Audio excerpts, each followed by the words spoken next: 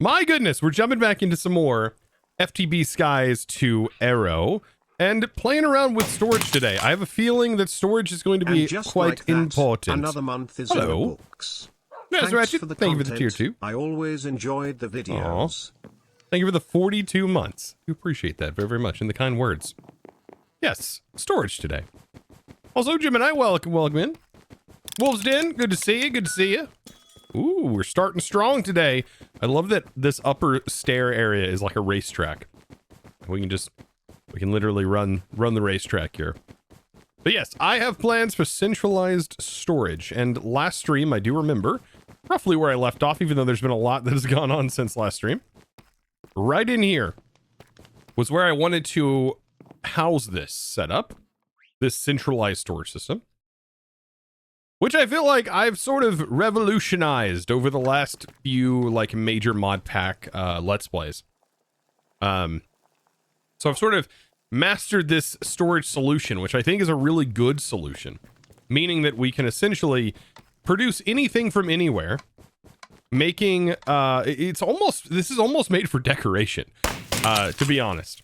Love the vids. Always look forward to seeing Heck them yeah. come up on my timeline. Getter dude, thank you for that Prime. I appreciate that.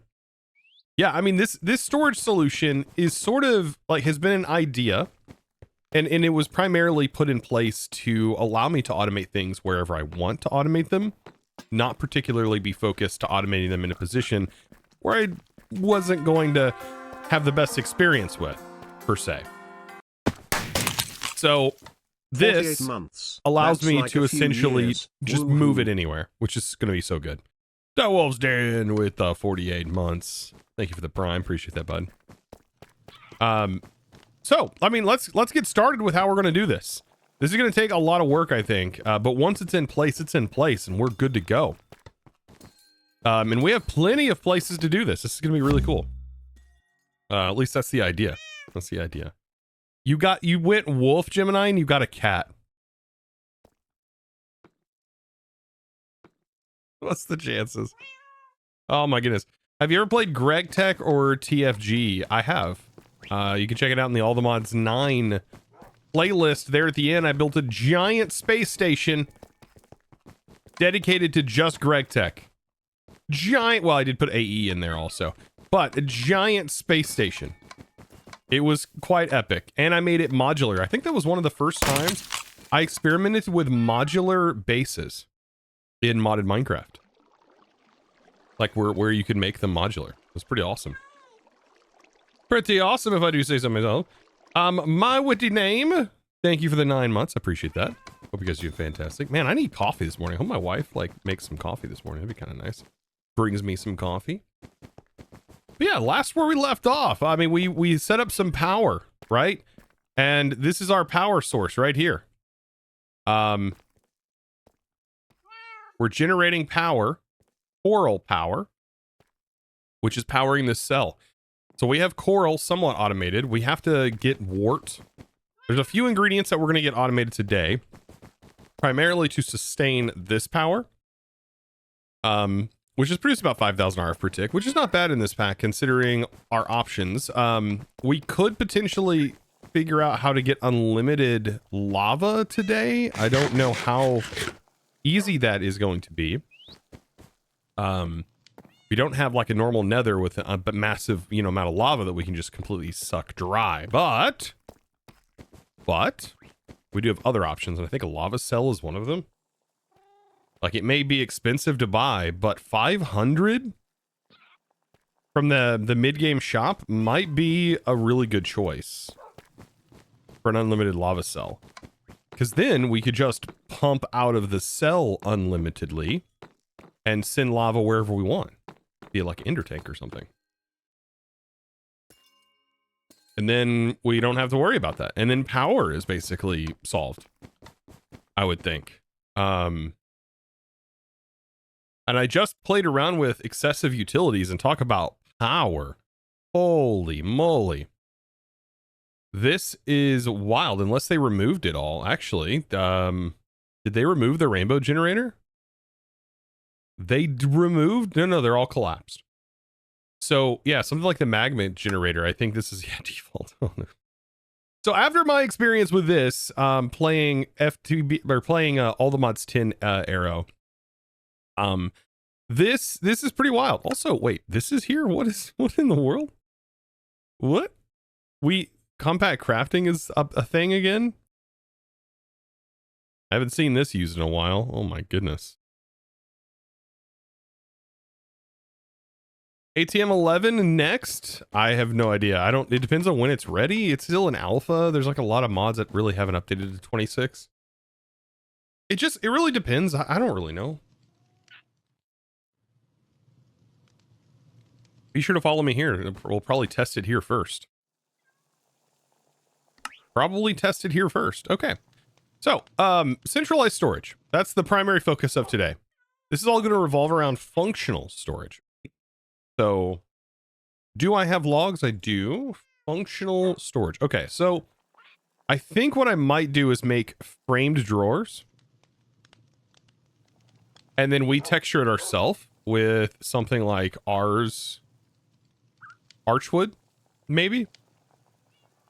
And then we trim the archwood with something else. Maybe we can trim it with oak. Because, I mean, these are normal bookshelves that are in here. They look kind of nice. That also looks really nice. Like, having that back texture for the items look kind of cool. I don't know. That function? Wait, what?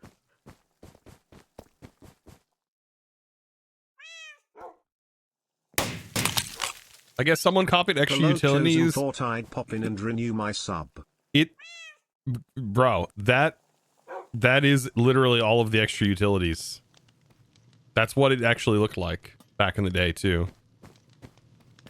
I think you just have that syndrome of like, you imagine things better than they were, but back in the day, that's how it looked. Honestly, like, this is like identical to what it looked like. I think these might be the exact textures, like just completely old. Like that's exactly what the one everything looked like. Look at the 112 textures look better. What?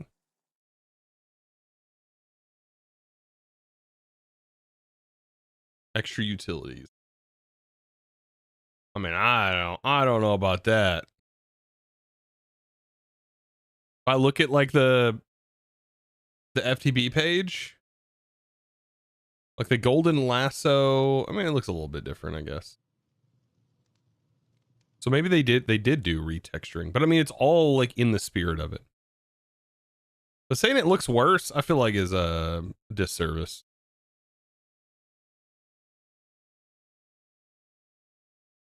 Let's see these generators. Oh, this is like old extra. I think this is more inline extra utilities. I guess what I'm looking at is old extra utilities. Maybe extra utilities too. I think that's what this is meant to more or less look like.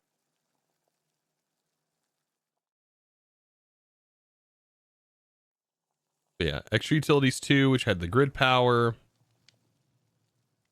He had all the items. I mean, honestly, it looks just like extra utilities 2. I'm not gonna. It looks identical. What are you getting at? It is like the same as extra utilities 2. What? The lasso maybe looks different. I think these lassos look nicer. Crop of Evil's the same. These look like exactly how I remember them looking. Maybe more modernized. I don't know. I think they look good. I think these textures look pretty darn good.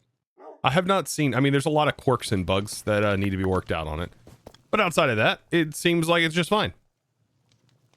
All right, so enough of that. Let's work on centralized storage like I've been saying I needed to do. All right, so functional storage. So here's the plan. We make a controller, right? A storage controller. It's going to require storages. Of course. Why would it not? So we're going to need a couple of storage drawers just for kind of getting started here because I want to make a storage controller. We also have a lot of stuff that's going on in our other sub base, the one that we started in. That we'll work on. Okay, so here's the first part of our entire system, the storage controller. We're gonna work with SFM today also, so that's gonna be pretty fun. Basic storage controller. We're also gonna need probably 2 or 3 of the actual diamond upgrades to cover our base here. I want it to cover pretty much the entirety of this base, just mainly for the storage controller access, so I can access these walls, because in these walls right here are going to contain the actual storage drawers. So this is what's going to house our storage. Instead of bookshelves, I'm going to replace them. So I might as well start clearing these out, because like I said, these are going to be where everything gets housed. I think that's a pretty cool idea. Don't know about you, but you know what? I didn't ask. Can I? Okay, I need a sword. Do I have a sword?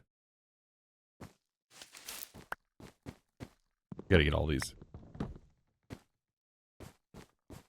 It looked, yeah, incredibly similar to how it looked in ATM3 Remix, which was 112, I believe. What are you?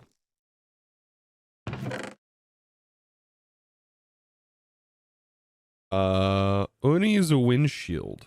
Cast a spell. Okay, this self, the one that spins things around you. This is like wind burst, I think, or knockback, and amplify. Okay, so it just creates orbs around you that knocks things away from you. Interesting. Yes, we'll have storage here. We got to get rid of a lot of these cobwebs. We can leave the ones that are high up, but the ones that are in our vicinity, makes sense to get rid of them.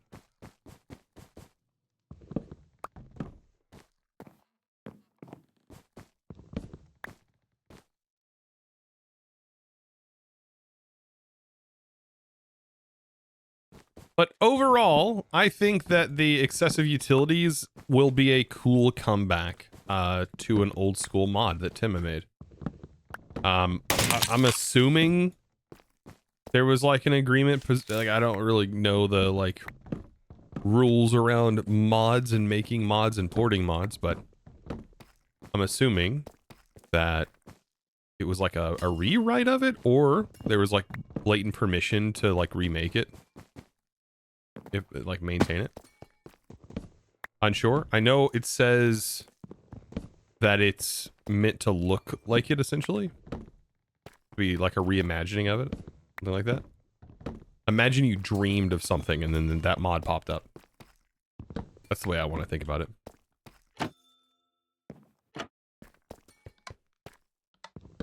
Zero, by the way, thank you for the tier 1 for 3 months in advance. Holy smokes. Appreciate that.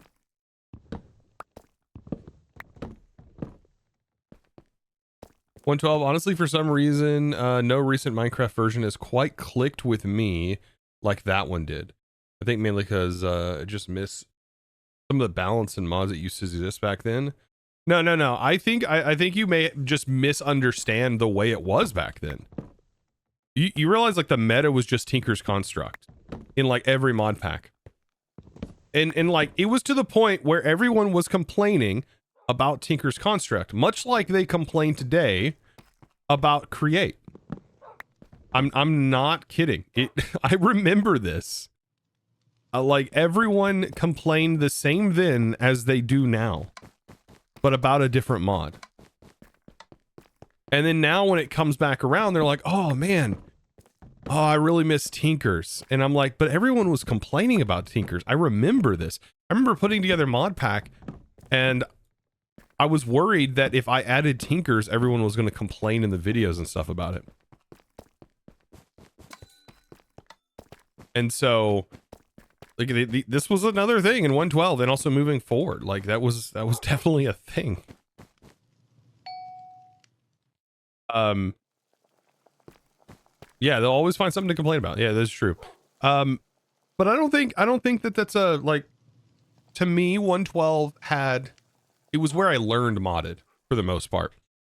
And so I will always have that like love in the back of my mind of, wow, that was a good Final time. Touch 68 Oh my just gosh, gave Final. out 25 subs. Thank you, Vinyl. Oh my God. Now it's a party. Now it's a party. Final touch again. Thank you, dude. Holy smokes. Let me drop some of this in here. Get you a sign on the wall now that we got an actual place to put signage.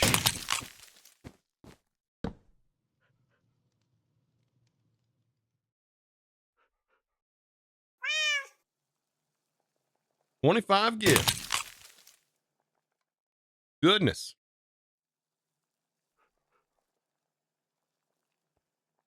$8.25.26. Thank you, dude. Appreciate that. That's huge, man. Really appreciate that. I don't have any glow ink. I have dye. What color dye? But thank you, Final. Hit it with orange.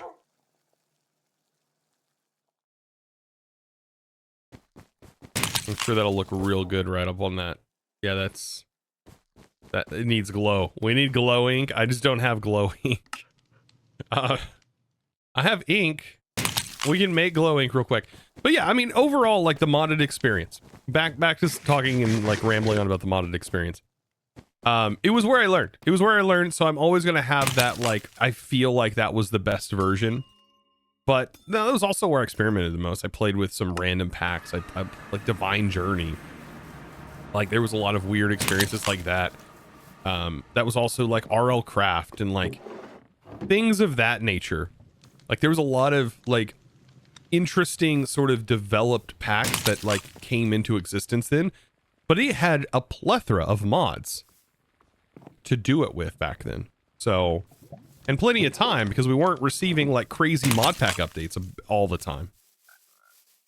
Or Minecraft updates. So it was like stuck in that version. So like the longer we were stuck in that version, the longer those mods stayed and started getting better and better and better.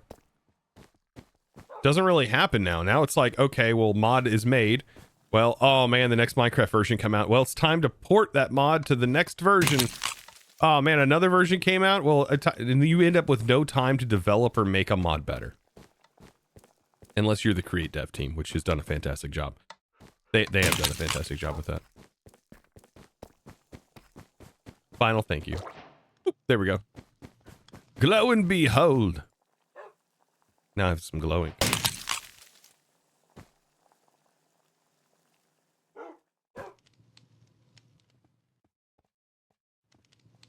I love a lot of the updates to base Minecraft and the evolution of a lot of mods, but I do miss a lot of the mods that don't exist. Yeah, and the things that don't get updated, yeah, it's kind of sad. They get lost. Physical, definitely. Physics. It's exactly that. Like, they do get lost, unfortunately, and it's because mod devs aren't going to want to update their mod a billion times. Like, it's really annoying. And, like, the process of updating your mod, I've watched, like, Soren and a couple of others do it. It does not look fun. It's just a lot of manual text entry. In, like, just redoing the same thing over and over again, going, oh, what's broken now? All right, well, I got 700 lines to fix. All right, well, let's go figure out what all needs fixed. That looks so boring.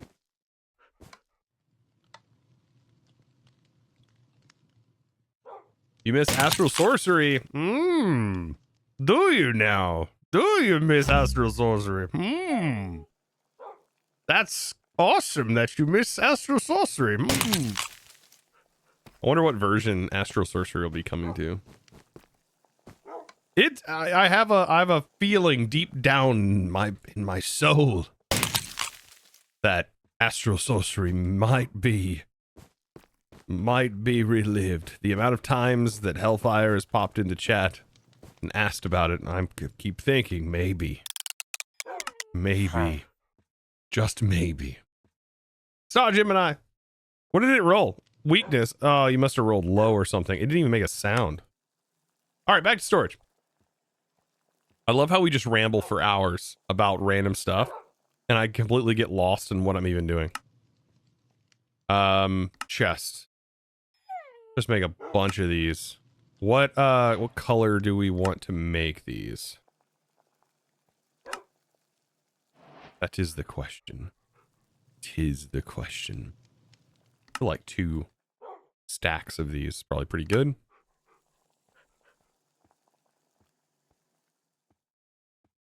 What do you think, chat?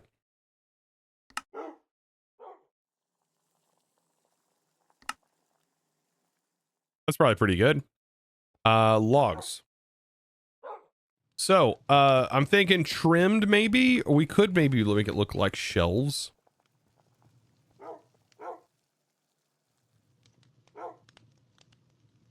We can make it look like these, right? These are just wood. And I'm assuming that we can make the drawer look like that.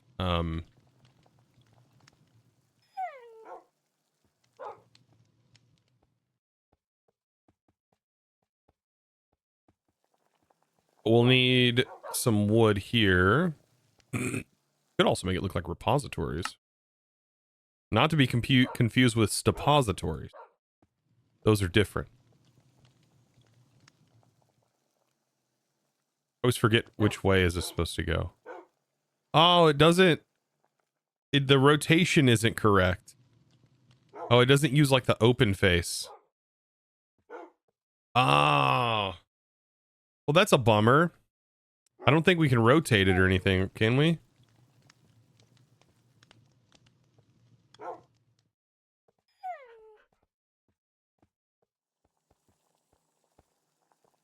No, I don't think it doesn't. It tells us right here on the second slot with the block. I mean, these are normally done in your inventory, so like in here. Okay. Inside the crafting window, you want the texture of the outside of the drawer to be in the first slot. Will be here. Texture of the outside of the drawer. The second slot, the block, will be used to texture the inside frame of the drawer. And on the third slot of the frame drawer, will change what the face looks like. That doesn't seem like the case. It's probably because it's supposed to go like that.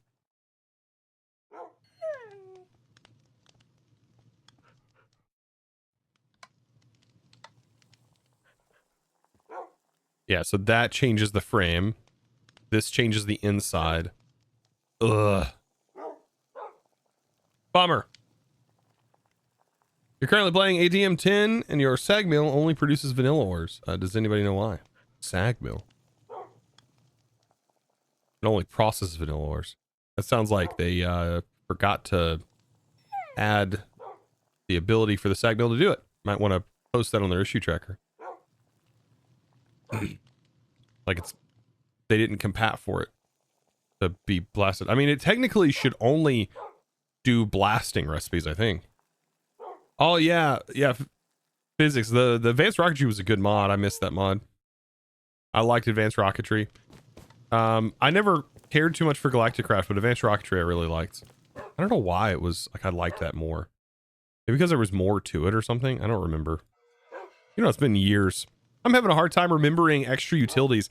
And like after I made the Ender Quarry, I realized, I was like, oh my goodness.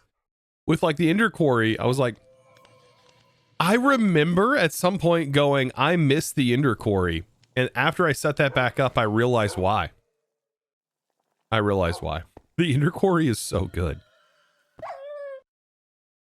It's so good. All right. Do I have any stone that I can... What purple colors? Mirror weave. I really don't want to make this too crazy. Just get it done.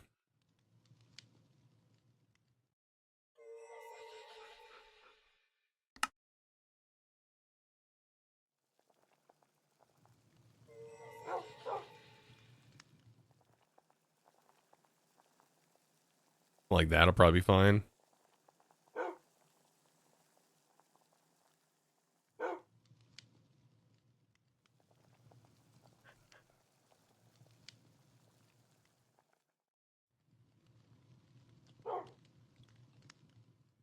He was bummed in Discord because your account got hacked. Did you recover it?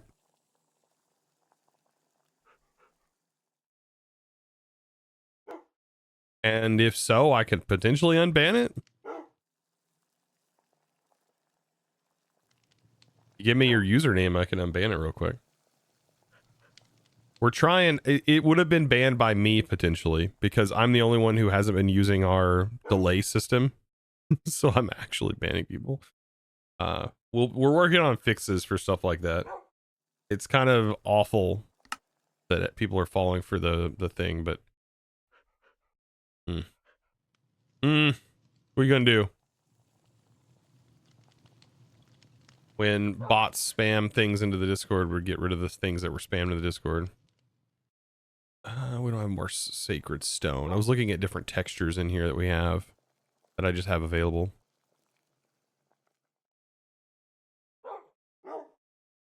Runewood looks kind of cool. It was like a month ago. Yeah, it doesn't matter at the time. If you recovered your account, though, I can probably unban it.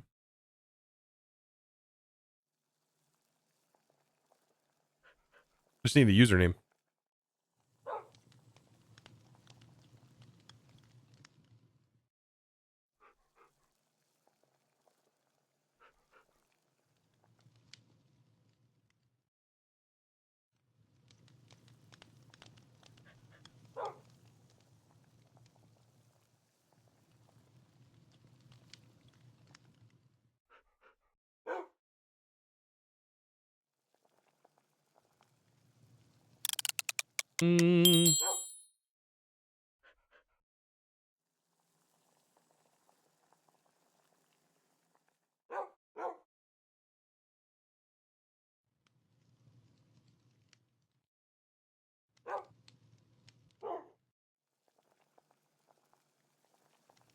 Let's see.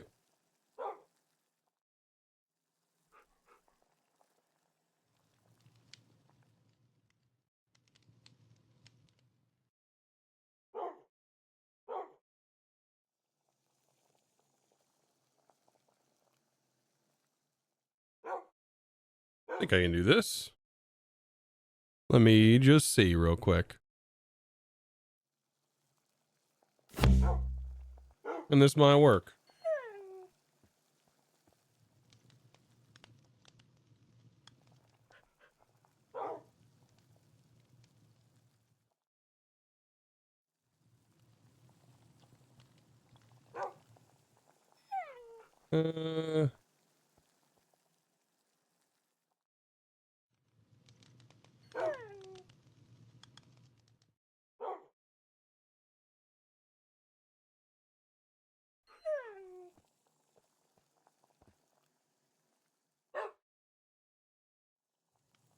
And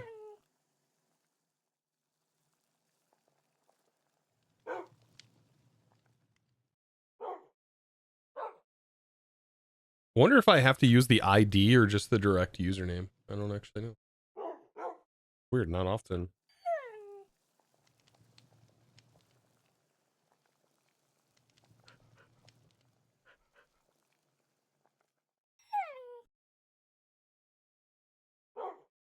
I'm sorry, I'm taking up some time, chat. I feel bad because there was somebody else was mentioning the other day that they were banned off the Discord, and I was like, well, I mean, I can't help it that things were done. Like if your account got hacked and things were said.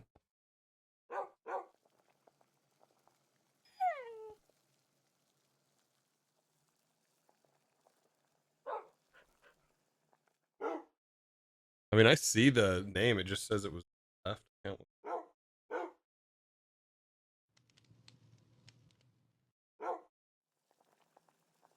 think I see.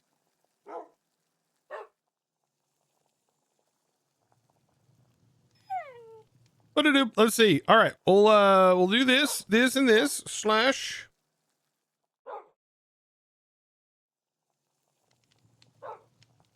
Does it work? It says valid, not banned previously, not a valid previously banned member. I don't think. Did you try rejoining?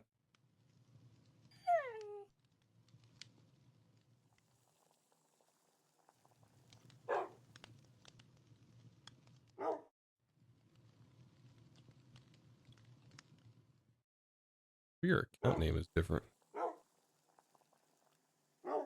That's also the case.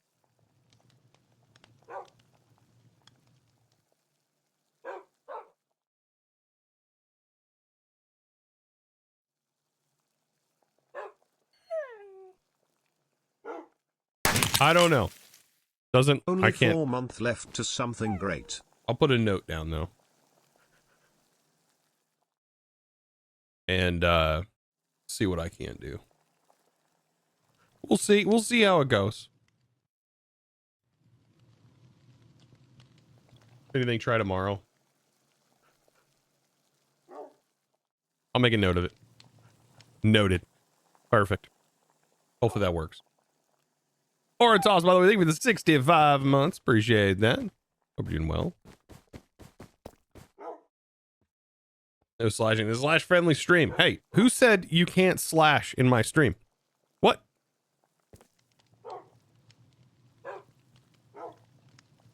Yeah, you might be unbanned. I clicked your profile. It didn't show you were banned. However, we do soft ban a lot of accounts. Slash or no slashing? Hey, Slash is allowed. Slash is a pretty cool musician. And surprisingly shy. From what I've seen when he's performed around others.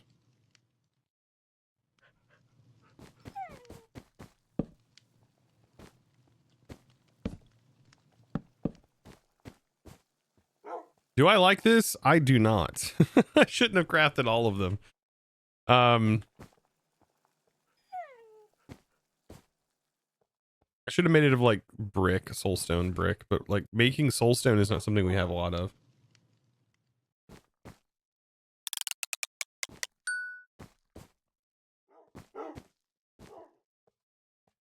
I don't think we can change the textures of these, can we? Like they're just done. We might as well trash them. We'll save them because we'll have other things we can do with them later.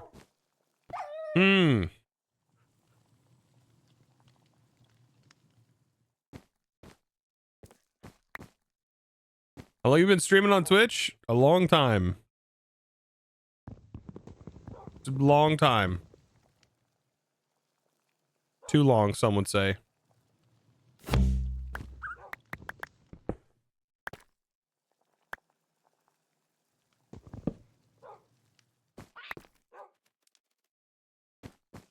Yeah, I don't like that. Let's put this in the repository for now. Because I don't want it in my main storage.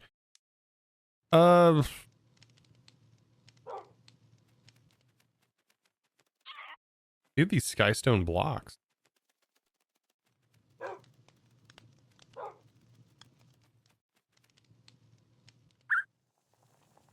We can maybe do purple, some sort of purple concrete or purple block. There's purple terracotta. It doesn't really look purple though. Is there any purple block that I could use?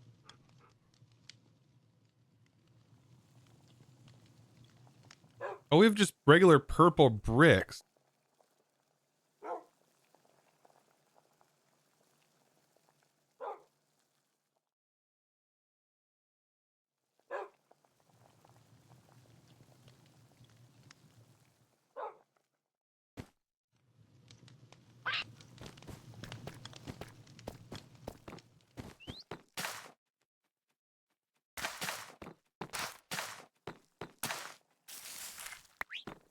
We could bone meal some of this, or get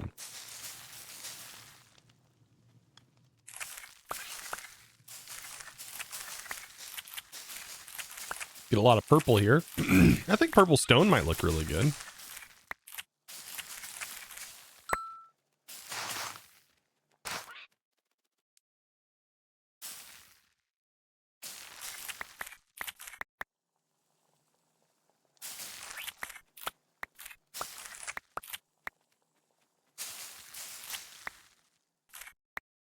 Nice. I think we've torqued enough.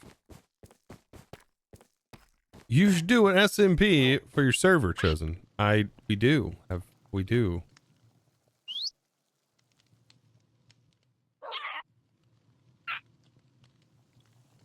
We definitely have supporter servers.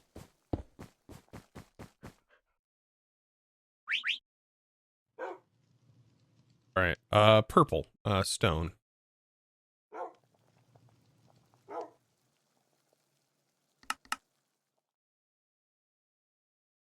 We also need the paintbrush from excessive utilities.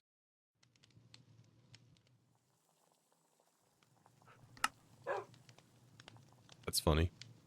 The paintbrush does some interesting things. It's supposed to just let you change the color of a block, but it looks like they added a recipe or somebody added a recipe for it. I don't think this is a default recipe.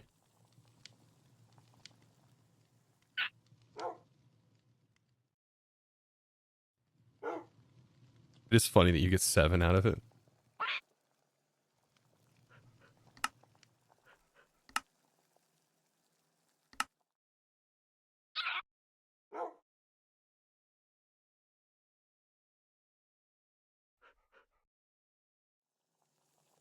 All right, so that should be plenty. So that'll be like the outer wall, maybe?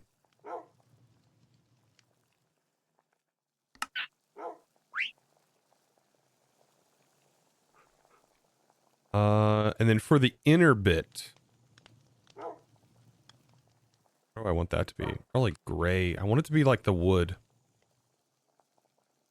This is really important, Chad, I promise. Important decisions are being made. Give me a second. And amazing coffee's being.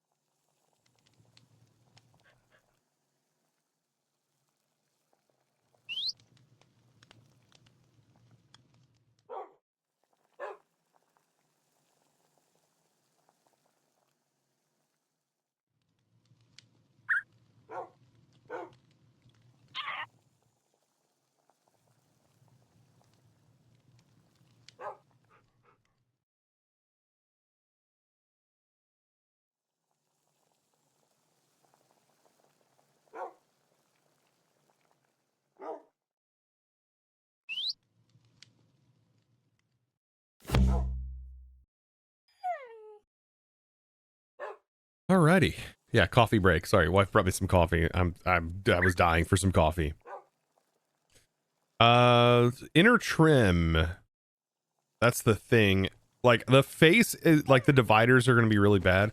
I could do individual items for things, but I don't feel like we'll have enough if we make a lot of different stuff, especially with mystical agriculture in here. So, let's start prepping this and kind of figuring out what it's going to look like. So that's it framed without us changing the front, the divider section. And I think that's a lot. So we definitely want the divider to be something different. I just don't know what. I don't know what. I would say a darker purple would probably look good, but it's a tough one. Tough one, chat. Any suggestions? We just go gray, like a stone. Ooh, I would do source stone, but I know source stone's incredibly expensive.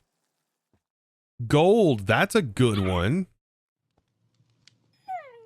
We have like some gold blocks that are easy to like produce, gold looking blocks. Can this be chiseled down? A stone cutter or anything? Is there any like create stone cutter? Not that I see. Huh. Other than gold blocks, I know gold blocks is expensive. Unofficial solo Tango raid. Well, welcome in from Tango. You mean Tango didn't raid me? What? Damn.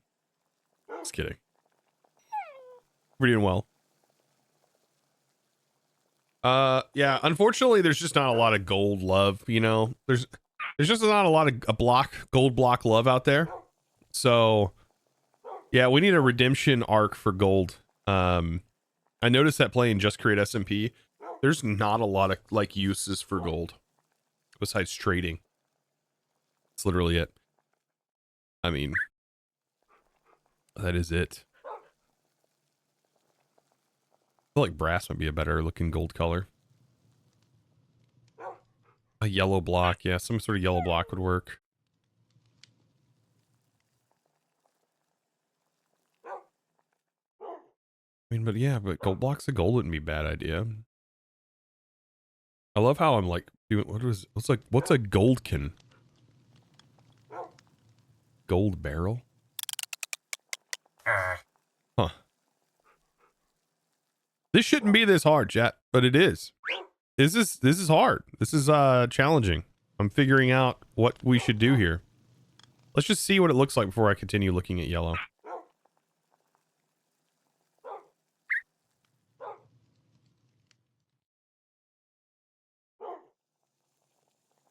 Ooh.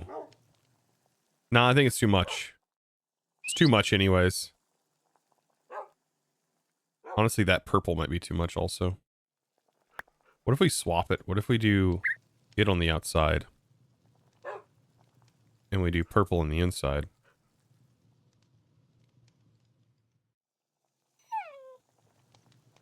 What if we just leave the divider? Ooh.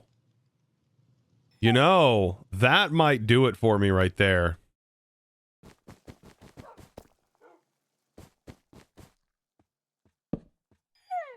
That will do it. That'll do it. Easy, distinct, contrasting. Very nice. Josh, thank you for the 42 months. Celebrating 3 years and 6-month mod anniversary is nuts. Every time you post that, it's nuts.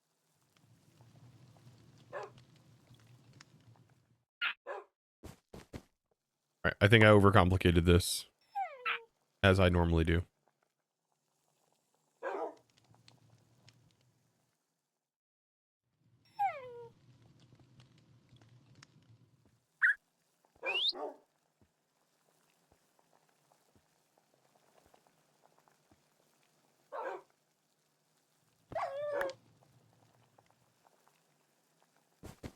Let's get all these drawers placed in. What? What? Oh, that's just a block.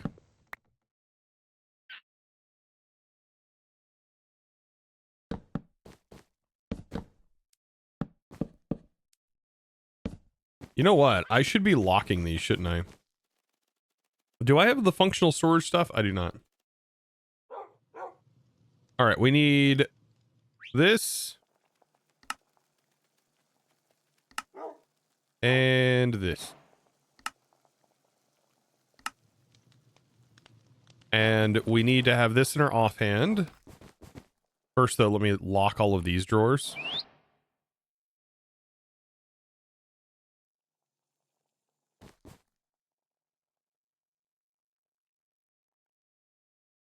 They'll automatically be locked if I place them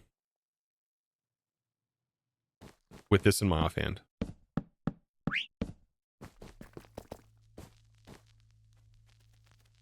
You want gilded? So much gilded. Also, gold chains, totally doable. I mean, there's just not a lot of gold blocks in general, like gold decoration blocks. I know supplementaries add some goldish blocks. There's also brass. Brass is a pretty good texture.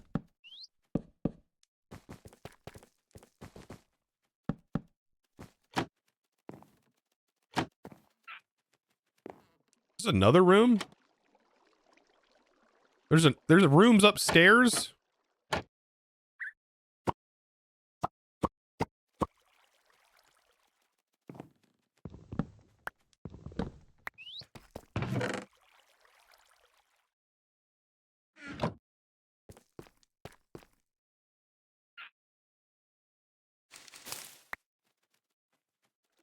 Ah.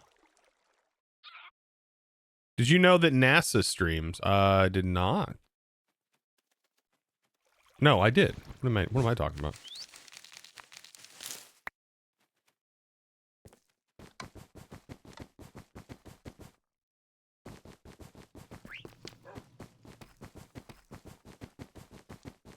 Of course NASA streams.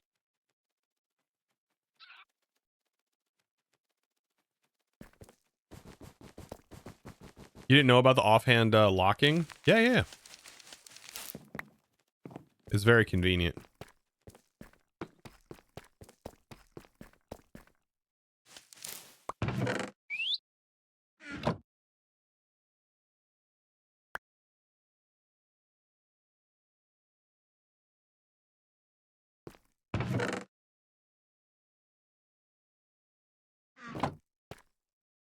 So dark in here. Let me shed some light.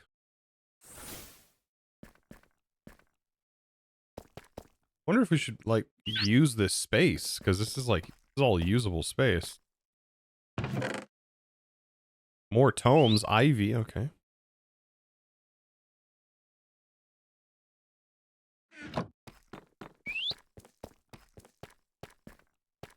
There's not any lamps for this one.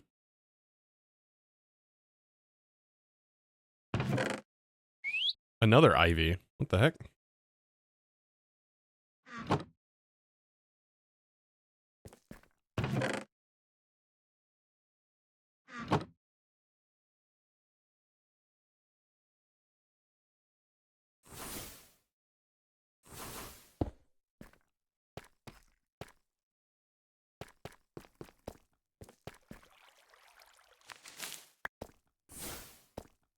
Unfortunately, there's not a lot of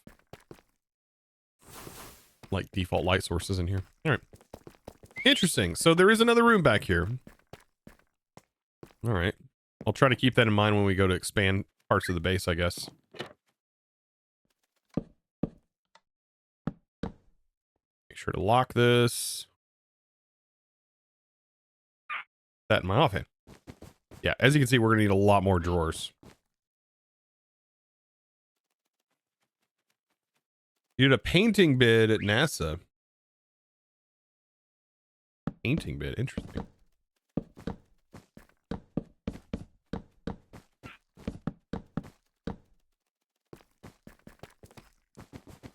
What is a painting bid, final? Oh, like for your job. That's right. Like painting. I was thinking like art for a second. Like art just popped in my head. And I was like, I get it. Like wall painting. Like not murals. You said that and I was like, my wife has done murals.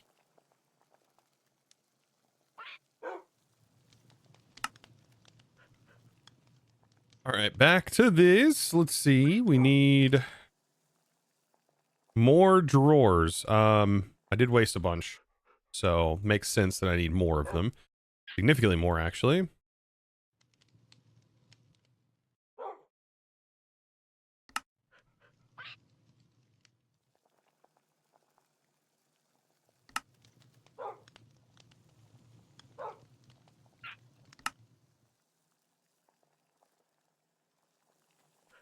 Okay, so we have all of these.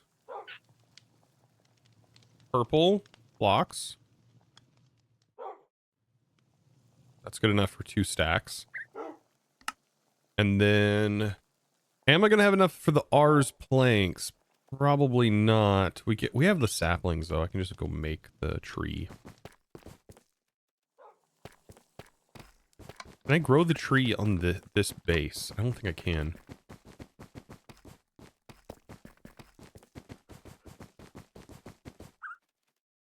Yeah, paint contractor. Yeah.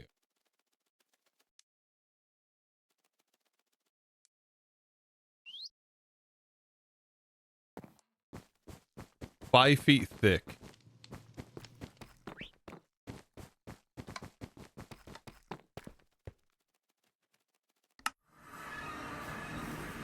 That sounds crazy.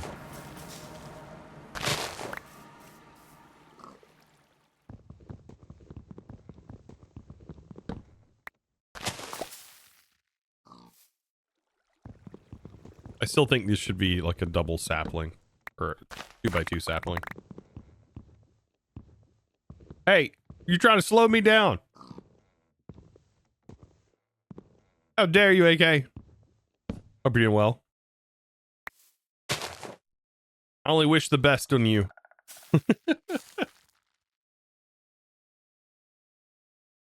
Working in slow motion's pretty good.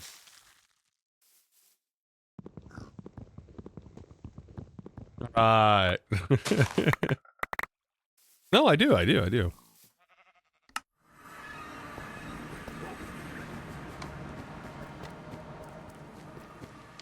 You stood right there. They filmed parts of the Avengers movie. Oh gosh.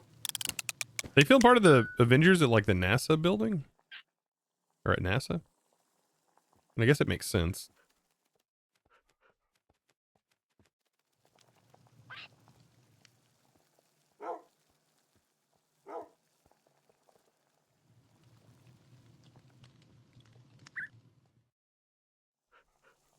There's 2 more stacks of those.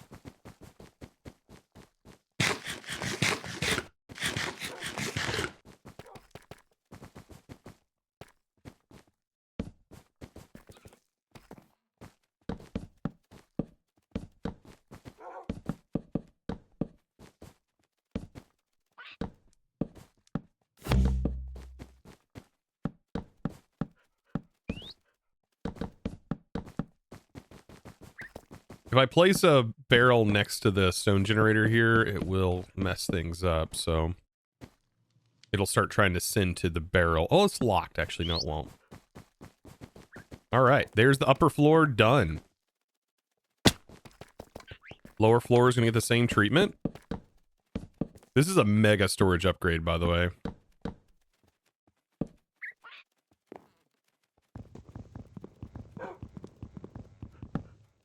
You build a stupidly powerful RF generator in the ATM Aero based on the overclocked generators and the accelerated coal seed farm. Accelerated coal seed farm and then overclocked generators. Oh, overclocked generators from Draconic? Is that what you're talking about?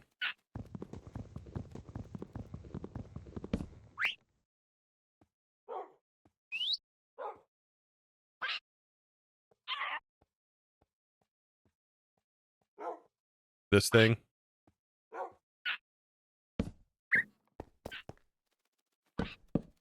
An ad interrupted me? Oh, I'm sorry.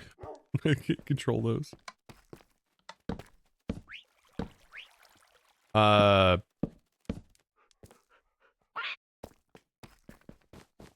you back?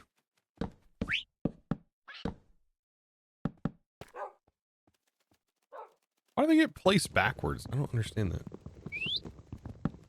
What is placing these backwards? Is it the reach around? But I have it toggled off. It crafts coal and feeds into the generator, which instantly burns.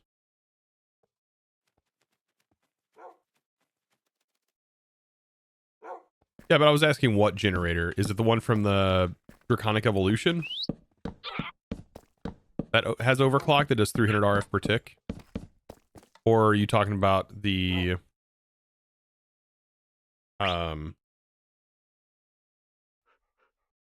generator from here, like the survivalist generator or the furnace generator?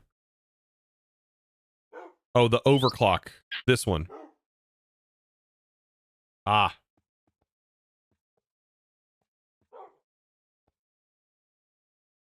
How much does this produce? Why does it not tell me? Oh, it tells you here. Wait, what?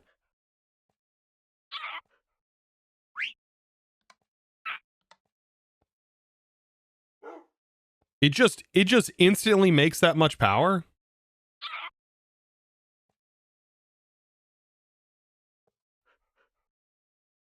What? I don't feel like this is correct in how it used to work. I don't think that's how it used to work. Like, I already know that this is broken right now with the config. This was set to 3,200 in the update. I think FTB fixed it, but it was a typo. But doing this feels like it's not correct. You're telling me you can make 25,000 FE per tick if you can provide it with a tiny carbon dust every tick.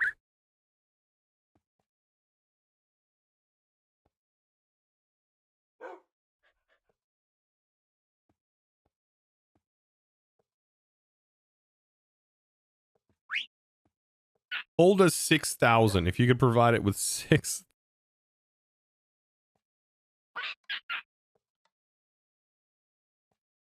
Coal blocks. I mean, coal blocks would be 9 times that value. That doesn't feel right. Even if you provided it very slowly. Even if it was very slowly. Okay, well, overclock generator definitely seems very powerful. That's good to note. I'm going to note that. Noting, especially for this series too. These things were tucked away, and I know that they really want us to use this mod, so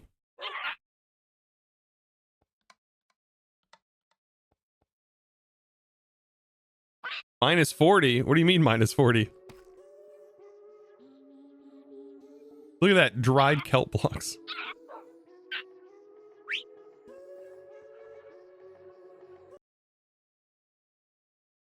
The buffer of an overclock generator fills, and I think, well, the buffer for the magma one was 1,000,000 RF. They have 1,000,000 RF buffer, by the way. Look at this. You couldn't even, it's a block of coke. This is like 2 million FE. 2 million from a single block of coke? Sorry, coke block, like not, you get what I mean. What about a bucket of lava? Can you, I mean, it consumes the bucket, but 800 FE from a bucket of lava. Oh, you gotta love new mods.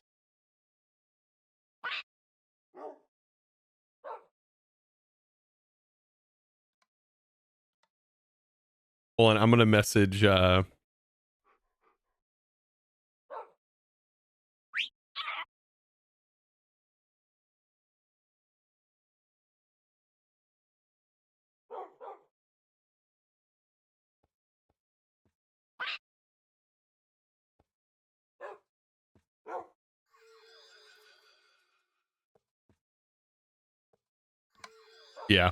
I messaged Ollie about that. I was like, dude, you gotta see this. If that's actually how it works, that's wild. I see that it's an expensive recipe to make it here, but it's not in all the mods. Even though, like, even this isn't that bad. Whatever this is, lapis. I mean, I guess that makes it a little bit harder with unstable ingots. But this is a recipe changed by FTB.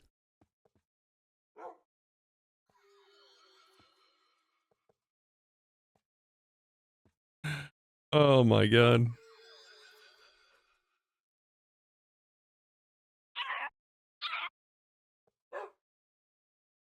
These are all expensive. Holy.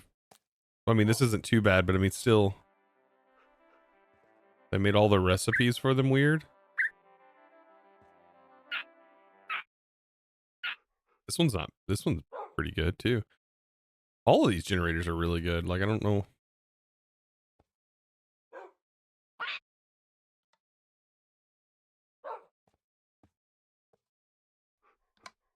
That's why you build an ATM Aero first. Yeah, there's a lot of things happening in Aero. I don't think it's going to be changed, like, to be crazy other than maybe fixing the mod. I feel like this pack has gone like, oh yeah, the mod, we can't fix the mod, but we'll make the recipe hard for it. And then, instead of just the mod just getting fixed. There's no way that's the intended. I remember the, that mod, or so the overclocked generator, I remember it generating power. Basically, you wanted to feed it things like sticks, things very quickly. You wanted to feed it a particular item, and I think it only accepted like furnace items or something like that. So you could feed it sticks, burnable items is the only thing I think it accepted or something like that. This mod pack has MI. Yeah, I don't see myself like fully beating this mod pack, primarily because of the MI requirements. I just don't want to do MI again. Even at the start, it just sounds like a headache to me.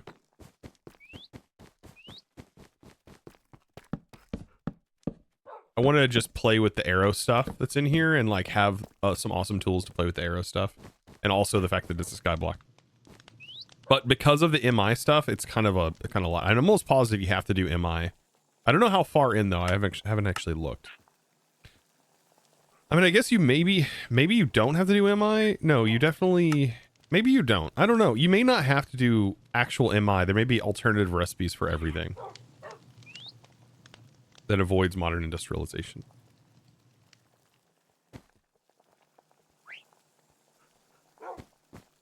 You cannot seem to understand Aero. What does that mean? I don't understand your question. Like, what's the point of Aero? Is that what you're wondering? I think it's more, the mod itself, Aeronautics, the sub mod is for Create. It literally lets you do things with Create that you cannot do with base Create. And it is mind-blowing to all of us who have been stuck to the limitations of base Create.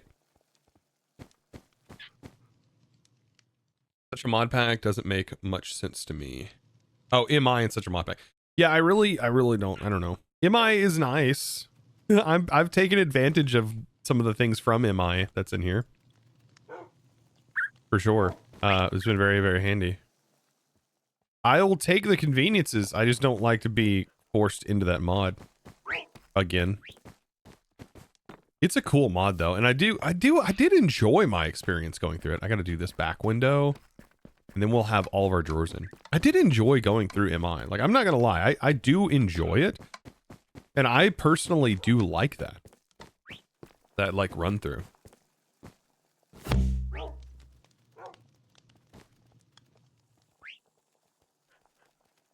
Aero's going to be more difficult in ATM, no skybound anchor. You're actually wrong.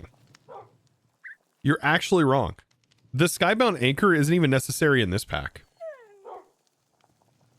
I'll tell you the exact block so you don't have to worry about it. Right?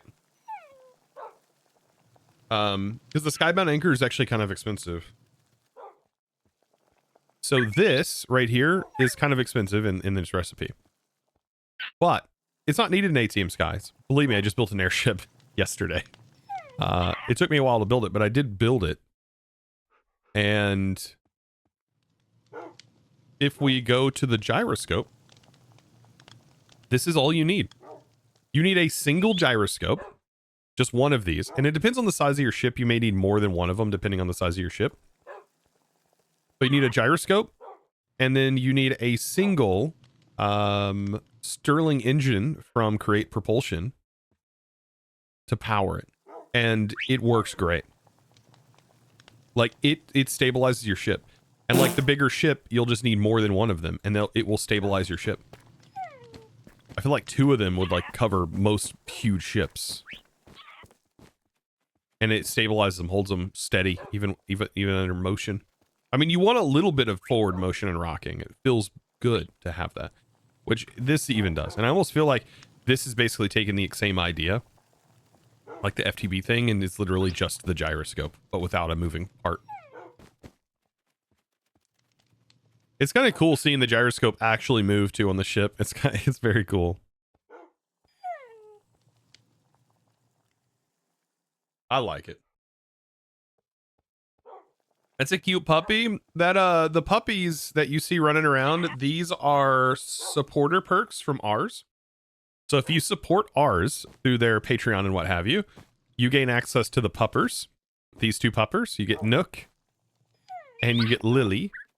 Pretty sure that's Lily, right? Did I get that wrong? Yeah, Lily. And then you also get some other things. So like you get to make your own spell tome to have put into the game. You also get several other perks. You get a Starbuncle that you get to have in the game. It's pretty cool. I think ours did Got 2 pairs on me. I think ours did a fantastic job of creating like a supporter system, a way to support the mod development and also give back to those who use the mod quite a bit. And I love the mod, so of course I'm going to support that project. I've tried my best over the years to support any mod project financially in any way I can, so long as the mod is continuing to still be in development.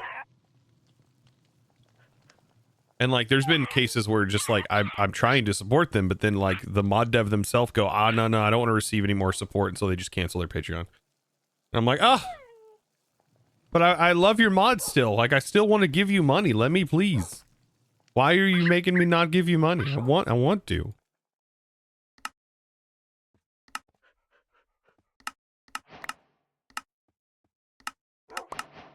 Something gives me enough joy. Of course, it's like, I would want to buy your CD, you know? I can't buy your CD, so that's the closest thing I can do.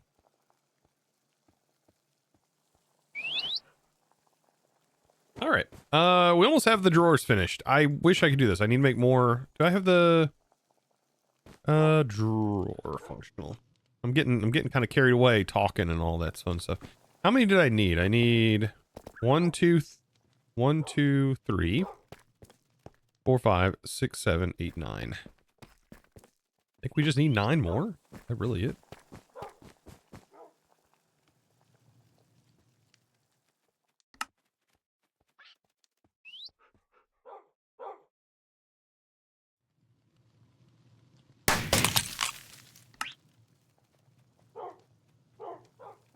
Aw, Bowman, thank you for the 1 year, ya boss. Speaking of supporting, thank you. Appreciate you.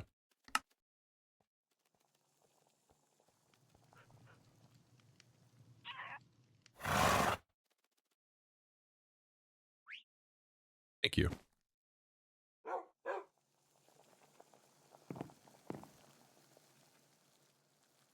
Woo!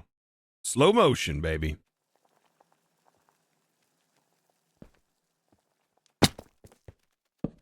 Nothing more satisfying, man. This place is built so well for this.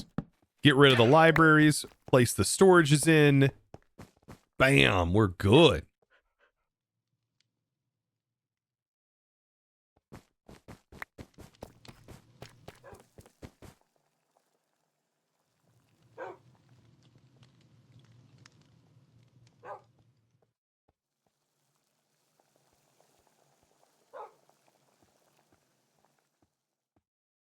Save that 1K storage, I think, for something else.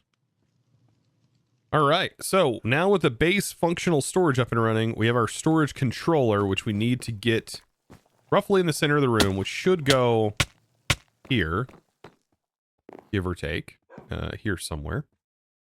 And I want this accessible. Now, we do have some room. Let me think. I have 1, 2...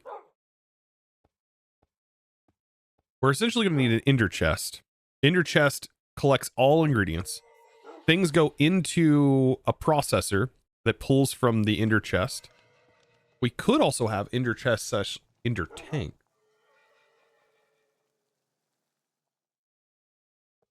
So also pull fluids. My storage drawer has been named to Punkit. What? I don't even know what that is. We're gonna place this somewhere. This thankfully will handle everything. Storage, power. It won't handle power. I don't think functional storage deals with power anymore. Or deals with power at all. That would be kind of cool though, like a power storage with functional. The next suggestion to Buzz. Buzz, we need power.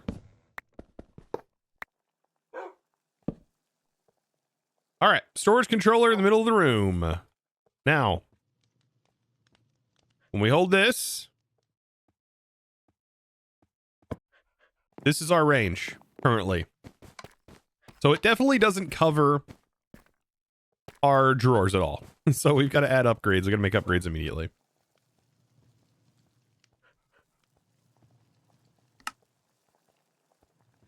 And we'll see like at least 2 diamond upgrades.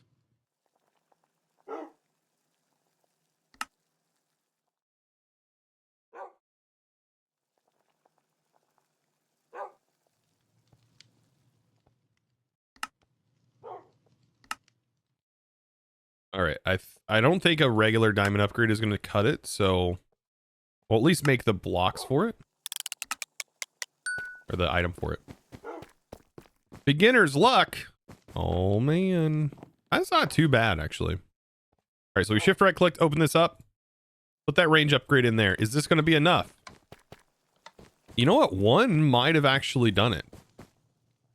Yeah, I think 1 covers the entire, all these drawers.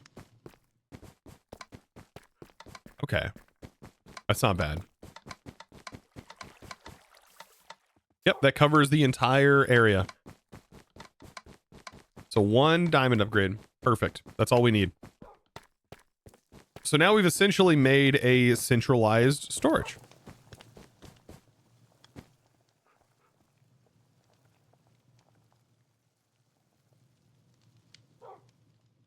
So we need a storage bus.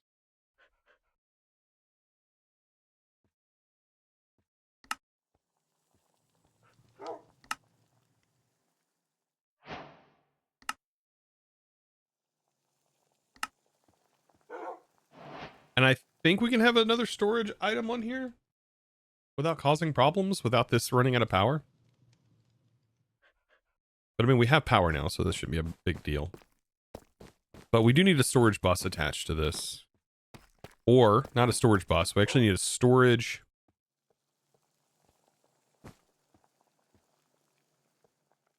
storage access point. So perfect. So we'll place a storage access point and we'll put you back here.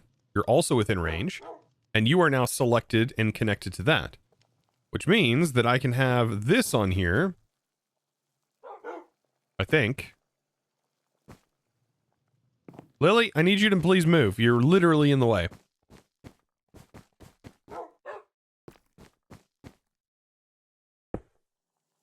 Access point. This needs to be a much higher priority. Put you on 10 for now. Is this enough? Are we blacked out? Nope. Okay, we got enough storage. Are we draining? Nope. Still doing good. Okay. Perfect. This little storage network is working. Eventually we'll connect it to a major network, but this, what we're about to do is going to be pretty crazy. So essentially, I mean, we'll probably replace some of these drawers down the road with fluid drawers. Right now, they're not fluid drawers. They're just regular drawers, but fluid drawers will be part of this. This is going to be able to handle items and fluids now that are something that is constantly being generated. So for example, all of our mystical stuff, we have mystical crops. We want those to be stored in drawers. We want certain mob drops to be stored inside of this system. And we need to make sure it's within range, so you can see this is in range, but the setups don't have to be within range. It can be placed anywhere in the world that I want. I can have it in another dimension. It will still get to my storage. The way we're going to do that is by using SFM combined with Ender storage. Technically I like dimensional storage, but we do have Ender storage. It's really our only option here. Like Ender chests. So this is going to be our option that we're going to use. So anytime we need to set up an automation system and we want it to have an output, the output can be an Ender chest. This set Ender chest is going to be on the white channel because that's the default, as we'll just have white wool. And so there we go. This setup is kind of diabolical. I will say that. So now let's go to Super Factory Manager, assuming that recipe wasn't changed. Okay, so Super Factory Manager is all the same. So with a single factory manager, we can make this storage incredibly fast. For now, I'm not going to pulse it or use redstone mode on it. But what I do want to do is with this single factory manager, I want to just every 20 ticks or every second, pull all items out of this ender chest into a storage. It can be made a lot faster if we do change its redstone mode or change its mode for redstone support. But as of right now, it'll be fine, I think. I don't want to run it too fast. I could also not use redstone, in which I have shown before, which gets a little bit more complicated because you have to write a lot more into the factory manager. Well, I think we also have Sereth's retro mod in here. So this is going to be kind of cool to see because I haven't gotten to see this yet. So let's place our factory manager right here. And then I'm also directly on top going to place the inner chest, which I don't know if it requires anything. Yeah, it could be right here. Perfect. Just have it on 10 and 20 ticks. I think you can change the config, but I was going to avoid changing the config. So I'm kind of curious to open this up, but let's get a disk first because we have to make a program. And you could use other mods. You don't have to use SFM for this. You could use just dire things, but keep in mind you're limited to 9 stacks per tick. Where with this you're not. You're limited to a much higher number. And then if you use AE for it, you're also limited by a ramp up period, in which the ramp up period will reset after it doesn't detect any items for a certain period of time. So overall, it may be slower in my experience. So the SFM, though, just doesn't care. And I love it for that. Also, if you haven't played with SFM a lot, oh, it's so good. And I'm really curious to see if it's any better with Ceres's overlay here. And I'm also curious if you can just text edit like normal, even with the overlay. Okay, so we're going to make our first one here. Let's go to view examples or just edit. Oh, let's just edit. Let's start this bad boy. Okay, so interesting. What does these do? Save and close, blueprint V1, blueprint editor, node editor, cancel. So when you just go to edit, you can right click, create a timer every 20 ticks. Can you say every? So you still can't go below 20 ticks. So this right here is Sarah's new editor. This is nuts. This is node-based editing for SFM.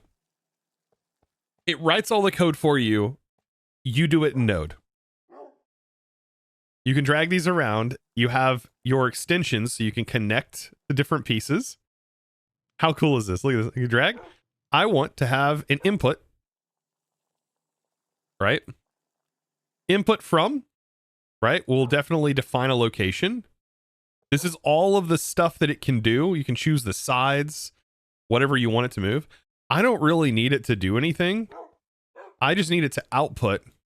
And like, this is how simple it's going to be. So we're going to input from output. You can scroll, you can zoom. I'm assuming right click to move. That's pretty impressive. Yeah. Okay.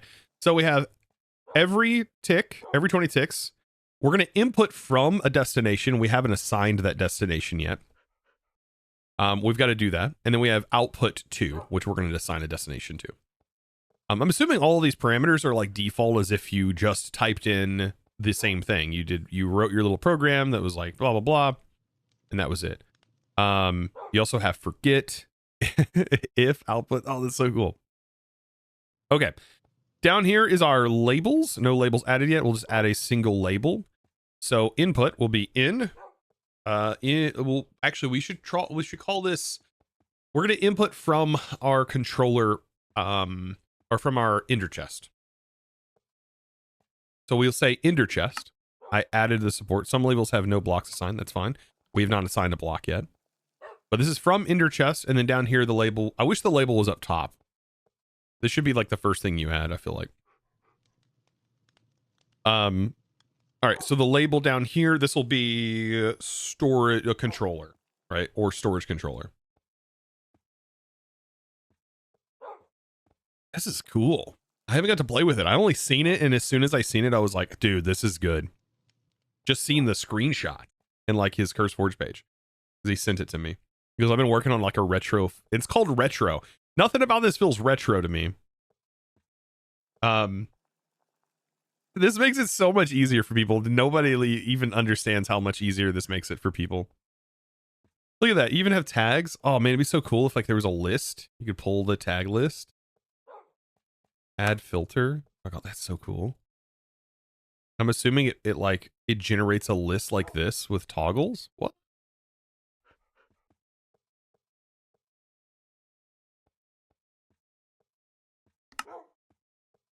This is to remove it. That's cool. All right. We'll just call the bottom block controller, I think.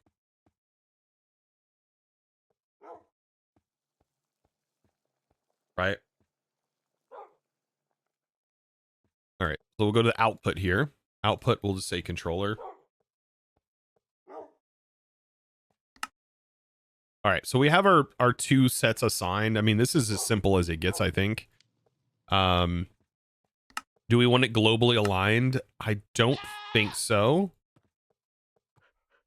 You can also change it to seconds. That's cool. And then you can also assign offsets directly here. Can you select multiple and copy? Oh my god, you can. Control C, you can copy and then set your offsets. Oh, this is good. Okay, let's just get this working. We want to continue editing. We want to save and close. So we've essentially made a program. Can we view this blueprint version 1? So we can actually see the code here, right? If we look at this, if we go to the edit mode, open editor config. Okay. How do we change the mode back? Oh no, what have I done? Maybe there's hotkeys actually. Go to options, controls, keybinds.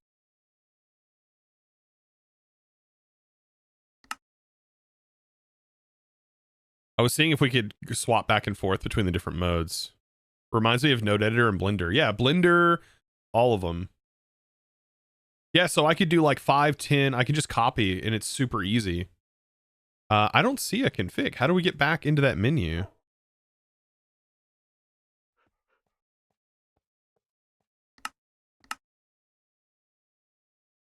Oh, preferred editor. Okay. So yeah, you can swap back to the regular. There's a V2, a version 2 editor, or blueprint. I like the blueprint mode. Oh, that's so cool. What's V2 look like? It looks like it crashes. I don't actually know what that was doing. What is this? Okay, let's not go in that mode. That's for vibe coding. I don't know what that mode is. That's when you want blur in your code. Don't like V2. Yeah, don't do V2. All right, so I'm like playing around with this. I'm like super excited by this, and I know it's like weird just seeing this, but it's still like the fundamentals. You have this node. We have the same thing that we usually write with code, or in our examples, our simple program. This is essentially what we just made. So we have a program. Every ticks do is what that wrote, and then it has an input from location, output to location, and then it ends the program. So if we look at this in the normal mode, which we've essentially done, we have our timer, which is the format for how many times it's going to run, input where it's pulling items from, output where it's sending items from. This essentially is doing that. So if we look at the V1, you can see every 26 do, input from, and then the destination, which is our inner chest. So instead of A, it's in B, it's the actual name, and then output 2. And so all of that is being done right there. Like, that's really good. Wow. IntelliSense. Wait, what? Can this? Oh, is this also added by him, or is this just a new part of SFM?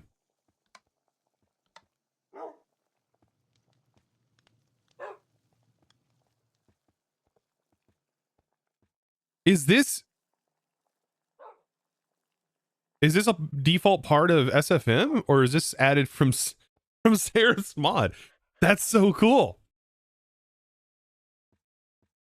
IntelliSense, that's nice. So you can, like, you go to your next line, you can literally go, I need an each. Like, it knows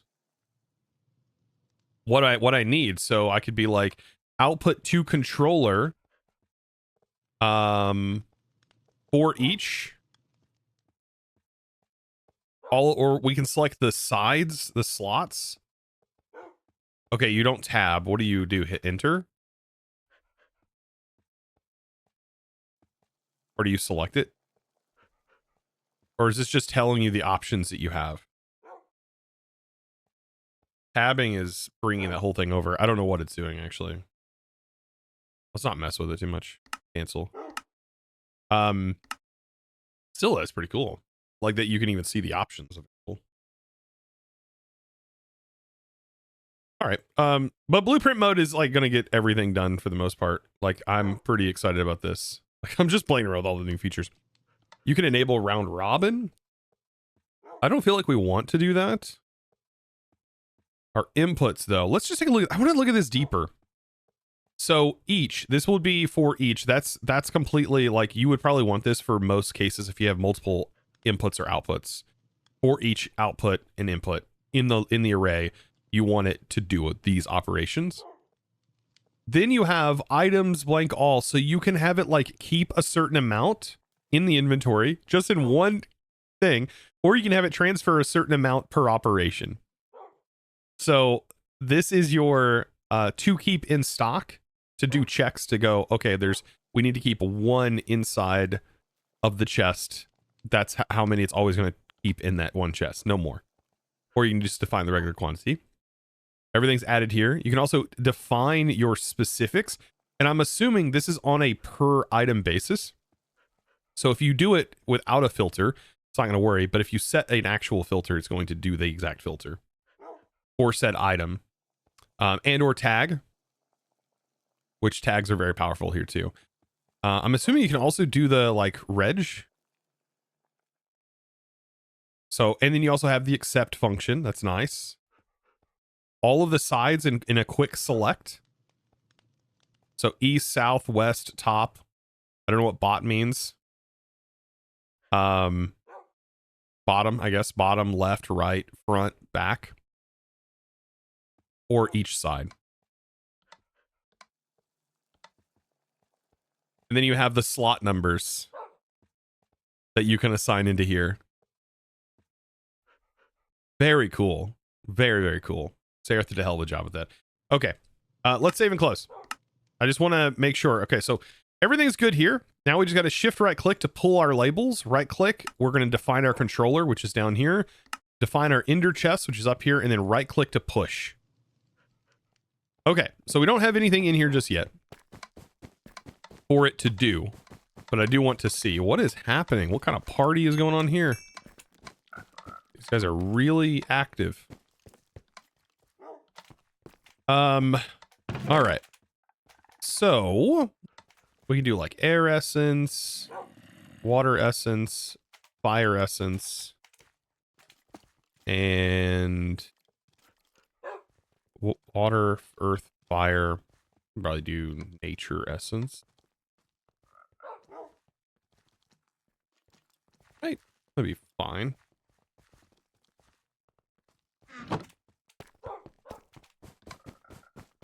Give this a shot, shall we? So I defined all of my storage locations. So now I should be able to place them in. This forces that lock, by the way. We'll place a diamond upgrade in there. So that can hold up to 12K.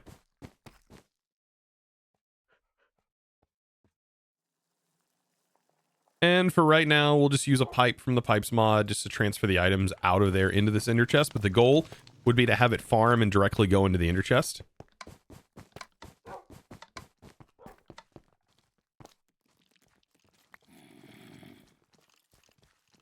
Let's see, I'll break this. So what we should see is it essentially pulling the items out very quickly. So there's the inner chest. We'll take our pipe. I'm going to pipe out of here, put the upgrade in. Items should get moved. They should go in the inner chest and they should get moved, but only the ones that we really want. We're going to have a bunch of items going in here actually though. Where's our wrench? We can, I think, use create wrench. Yeah.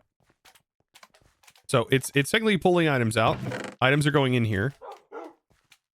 We should see air essence going in. Not yet though. Not yet. However, these items will get moved as soon as we link all of the containers to the controller. So for right now, we're linked up. We want to link this one, and as soon as we do, these numbers should start going up, and that means that our system is working. Look at that. And every second, you'll see an update. And it's so fast because I can transfer like that entire inventory every time it does that tick operation. So there may be all of these items in here, but that's exactly what I can do. I can go in, I can pull this, add this to the next drawer. And so this is where we get into that centralized storage situation that I was talking about.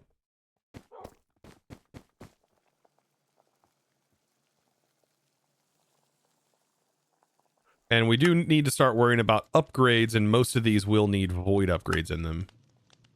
So we need to start worrying about automating certain resources. But thankfully, gold, diamonds, all this stuff is like all automatable.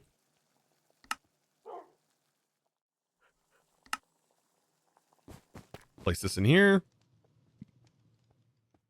Add this. And you'll start seeing all of that transfer. It happens so fast.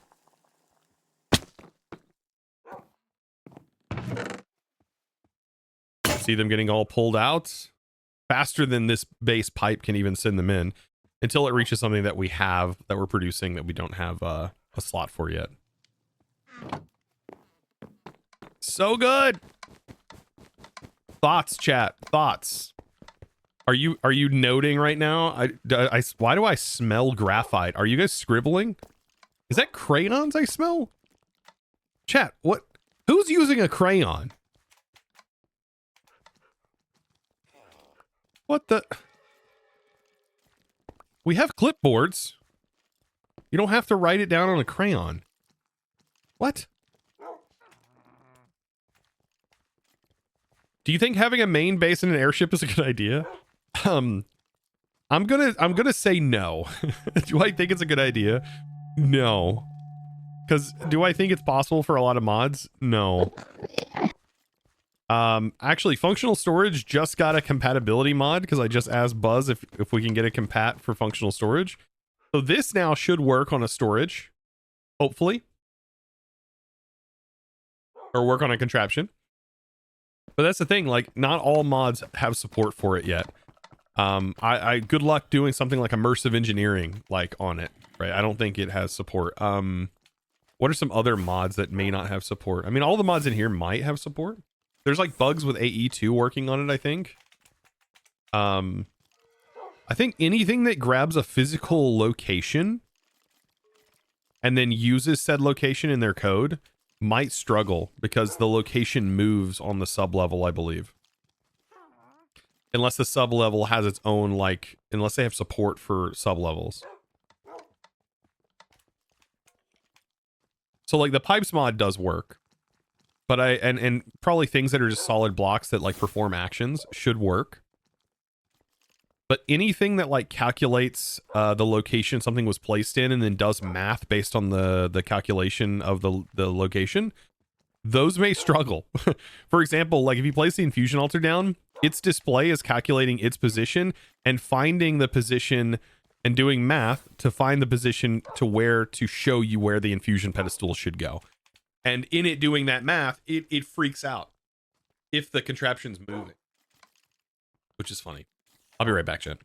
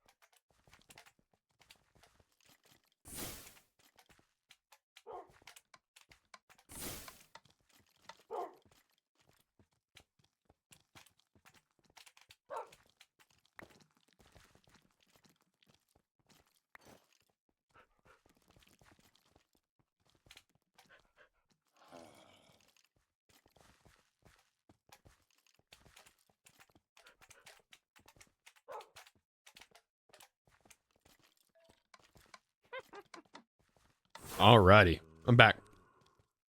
I wonder, compact machine fix that. I don't think you can have a compact machine on the actual contraption and you can still go into the compact machine unless that's been fixed. But if it's stopped, I think you can, or something like that. There's something weird about the compact machine also that happens.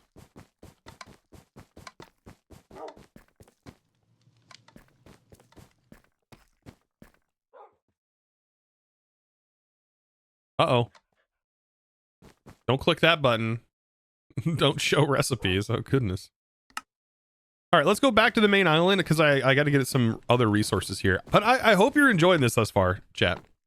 Hopefully that didn't go over anyone's head and my excitement for the SFM thing wasn't like too much of a like duh moment, like what did I just look at moment. But essentially we can now access this, right? So I can just put an ender chest here instead of this. And now all of the items we receive go into an ender chest and means it just goes into my storage.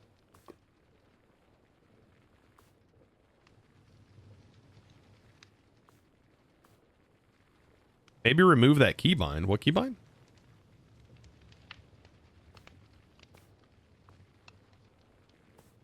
I built your ATM Aero base in a compact machine. I intended to try to access it from an airship using quantum links.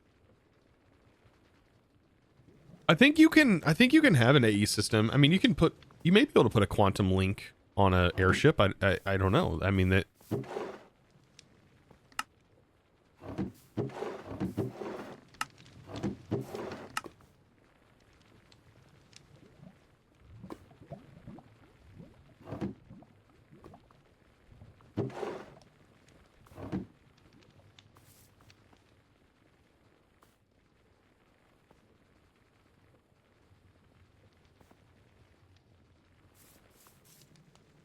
I don't know. I'd be interested to see that. The only problem with this setup is everything is sort of manual. So like early on, you have to define every ingredient that you start getting into the system. And that can be kind of tedious. Something I don't recommend. And I always say this to anybody playing modded Minecraft, and they realize the awesome thing that is a compact drawer. I do not recommend hooking up to your AE or refined storage system a compact drawer that houses your like diamonds compacted into nuggets and compacted or decompacted into nuggets and compacted into blocks. And the reason I say this is because it can freak out your AE system to where it thinks that you have more resources than you do. And this leads to a bunch of problems down the road when you need to craft large quantities of things. And it thinks it has it, and it pulls like it has it, but when it does craft, you don't have it. And then the whole craft can fail. And then it gets stuck, especially with AE. Does the same thing with refined storage though. But it's a little bit harder to access in refined storage. You need a different monitor just to see that, I think. Actually, it may be fixed now in refined storage too. I think you can access your crafting mishaps and without having a special monitor. I don't remember.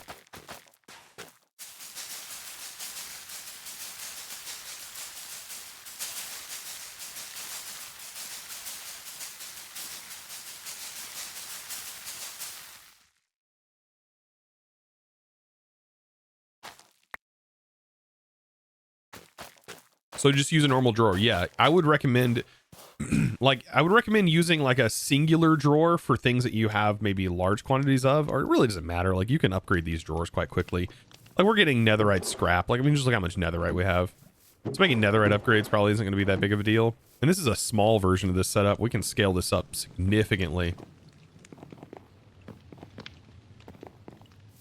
We haven't even touched on Geors. Geors are kind of wild because of the harvestability we have with like just dire things. And we just need it to right click to harvest the clusters. So like it, and then we also have other things I've seen in here that seemed oddly cheap that allow you to control the forced direction of acceleration of a geode. we have this mod in here, Growth Accelerator Tiers. And if we've played all the mods 10 to the sky, we know how powerful these can be. So, yeah, Directional Growth Accelerator, if you have one of these on your system and then one boosted Growth Accelerator, these things are wildly fast.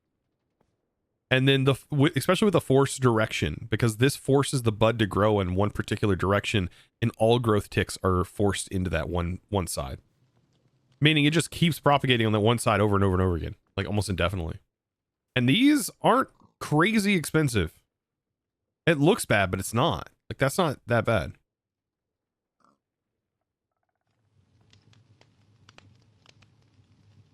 I don't know how much they've been scaled in this, but yeah. Cranked growth accelerator. We gotta crank the accelerator. But I mean, this alone makes regular ones work really well too. Just forcing the direction to go in one way for a bud is crazy good.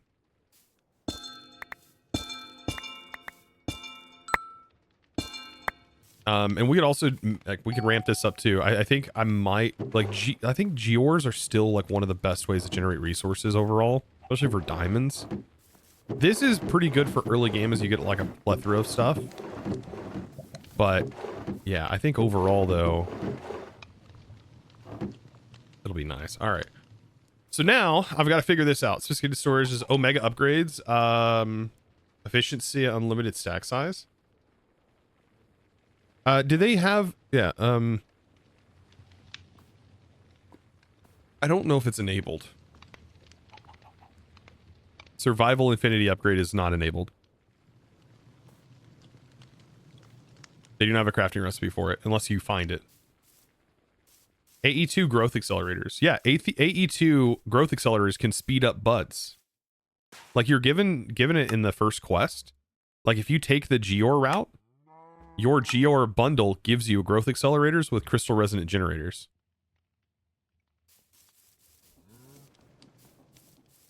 That will speed up Geors. Let's see. Right. Just dire things. I mean, we have the ability now to do some more advanced just dire things, right? We have to go to the end. Like, I do want to go to the end, but we also have several other problems to solve.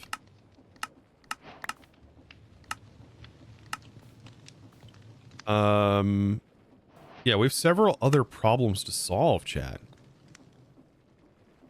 And before we go to the end. Also, I think a new mod was just added to this pack.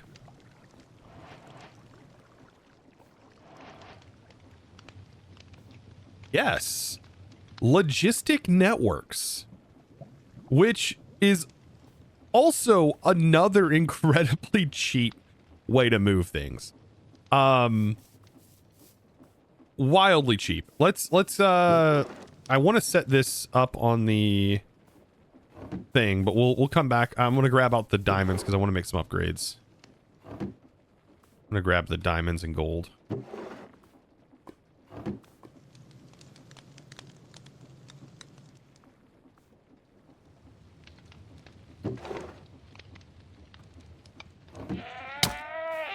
Darn goat. Grab out some iron. I need mostly diamonds, though, because the diamond upgrades are expensive. It'll work for now until we can get some more upgrades. Once it's like unlimited resources, we can worry about it. The mod is a lag saver. What mod? This one? This one seems really broken. I'm not gonna lie. This seems kind of broken. As it completely removes the need for anything. Basically, everything that I've just did, it almost entirely removes the need for.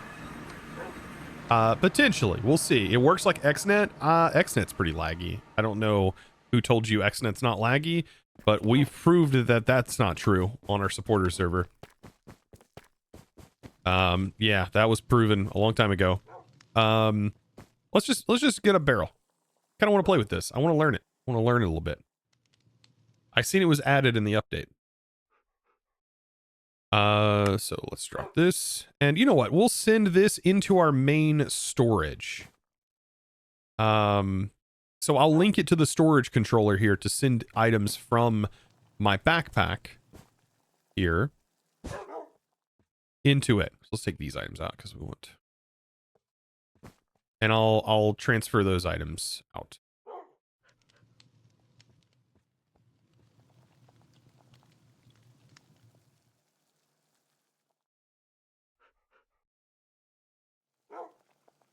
Let's just move some stuff around real quick. Get some junk out of my bag.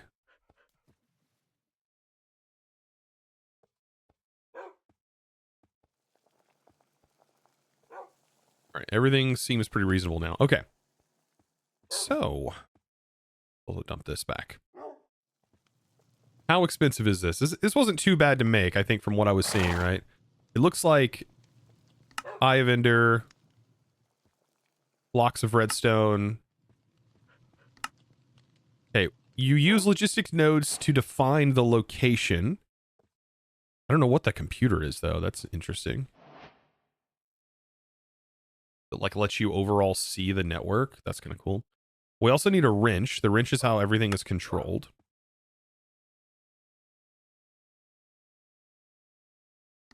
Polished blackstone. Is that the nether gate?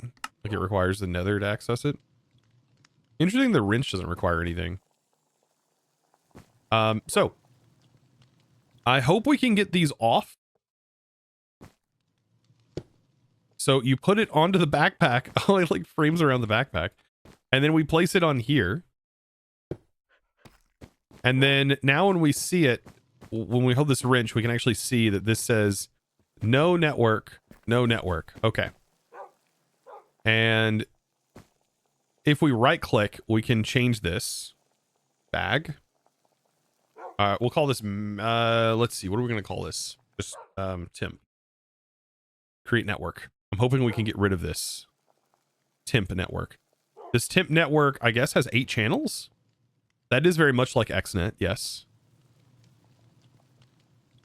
Okay, and then we will set this to the temp network. Okay. So these are both in the same network. This one, when I right click, its status is set to receiver by default, and we actually don't want this to be receiver, but we do want this one to be receiver, so we're going to leave that as per normal. We want this one to be a sender node. And is it just doing it automatically? Okay, so there are other things that we have to do, because right now status is disabled, so we have to enable it in order for it to even start functioning. And so I'm assuming there's an ability to copy and paste. So we can turn this on. And then down here, its delay is every 20 ticks. So it looks like there are upgrades. So you can upgrade these nodes. And there's filterable options. Regex. Interesting. Okay. And there's normal. Just dragging an item in. Mod. Is there not tag? Is that where the reg comes into play? Where you just do iron gold? That's super simple, safe, like interesting reg. No tags. Is there not tags? Normal. Copy filter. Filters any, all. Mod. Mod ID. Okay, so there, I don't think that there is tagging. I'd say that's a limitation. Tags would be very helpful. But I mean, I guess with reg, you can do most things with reg too. All right. So it's going to send up to 8 items at a time. You can change this, it looks like, but you can't go any faster unless you have upgrades. And how expensive are the upgrades? So this one, you can do batches of 16, 32, 64. Okay. That's pretty quick. That now it's 10,000. So you can do batches of 10,000 items. Fluid batches of 1,000 buckets.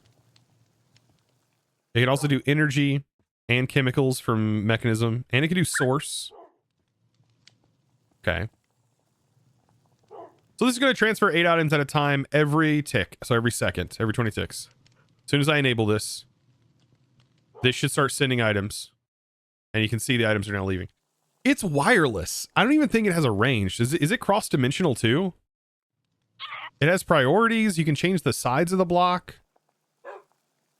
How do we delete a network? That's what I want to know. Double click to name it.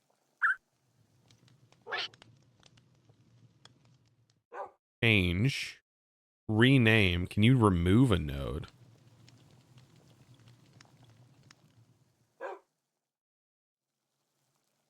Yeah, upgrades do make it faster. That I did see. And is it only required for like the sender? I wish these were like upgradable from within themselves. I mean, 64 per. I mean, these are really cheap. 64 is very quick. And then we put the upgrade in here. 64. Is that every tick?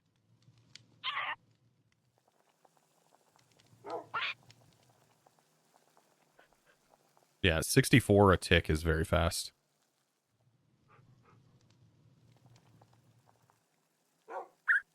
Okay, so how do I remove networks? This is where the computer comes into play. This is how you remove with the computer.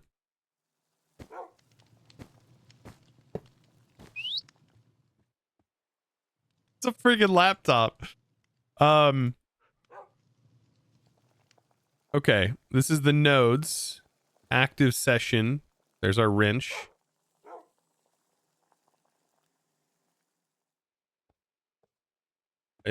Choose subsystems, open IO monitor. Open node table. You can see the inventories, settings, highlight. Settings. Okay, so you can just access any inventory from here. Okay,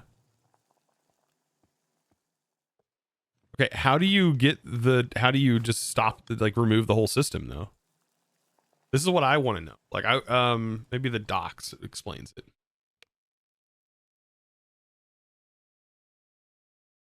Every node has 9 channels. Nodes are entities, not blocks.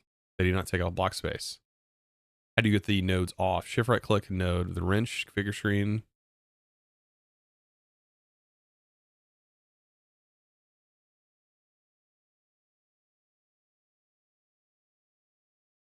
The wrench has different modes. Right now it's in wrench, mass placement, copy paste mode, wrench mode. Okay, so that took that off. Okay, so this is still though a node. And so, and it's still named this one. So just making it just makes it exist. I don't think there's a way to get rid of this node. You can always rename it though. So it'll always exist. But I can get rid of these off of here. Okay. So you hold down shift and scroll wheel to change its mode. You can see it in the bottom right. You see there's copy paste mode. That's kind of nice. Mass placement. What is it in default mode? Just wrench mode? The channels store in folders. So can I just delete a channel? That's what I wonder. So right now it's saying there is no network. Interesting. So by me removing both of those, it looks like it potentially did delete the network.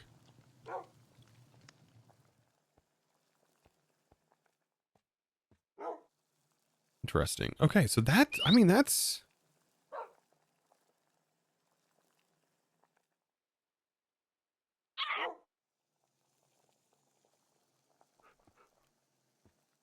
Not in game, the real folder. Yeah, it looks like it deleted it.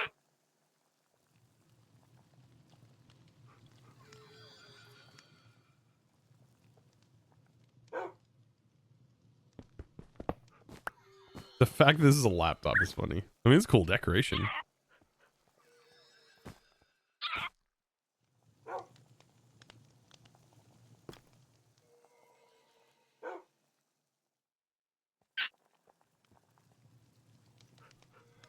It's another tool in our arsenal, though, I will say.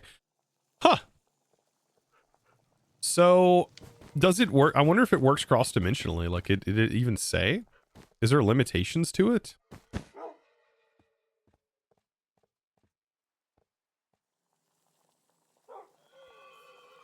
It doesn't work. It does work on some things because you have to follow up here. Like at K does work. I think you didn't. It's not at K, by the way. That's the wrong symbol for it. You have to use the actual symbol.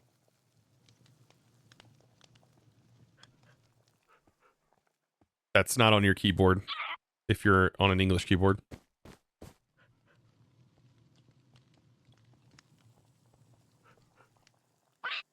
Well, logistics nodes would be pretty good, but 64 a tick would be not doable in this particular situation. So I do think using just an inner chest to do this is pretty good. It has a dimensional location on the location map. Nice. Okay.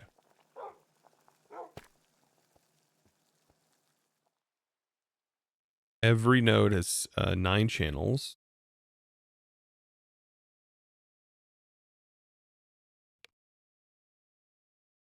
Whitelist and blacklist match all. Tagging would be kind of nice unless tags are allowed.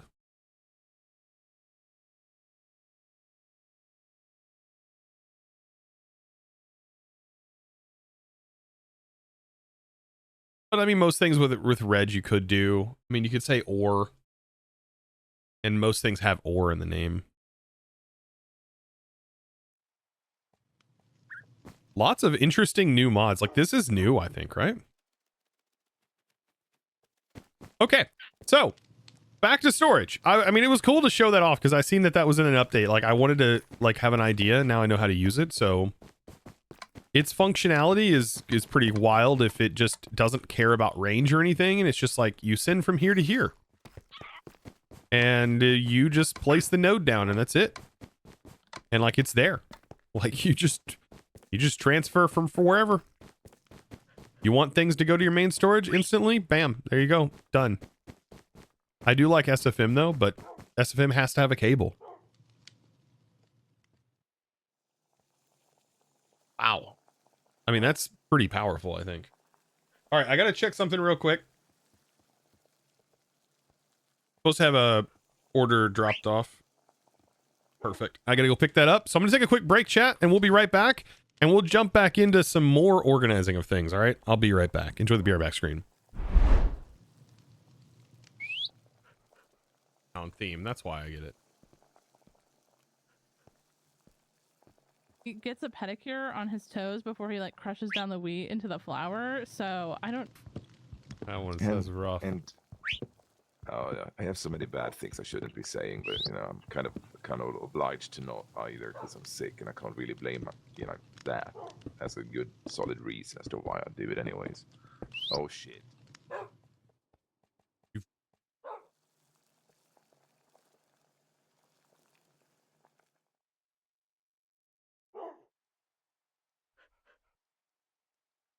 Do they just pop up randomly?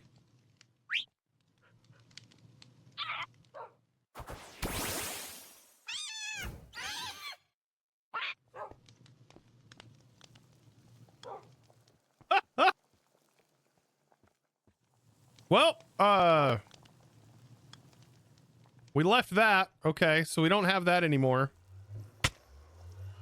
Maybe our ship's here. I hope our ship is here. Look, that would get annoying pretty quick. Oh my god! It scared me so much. What did I do? Is it gravel?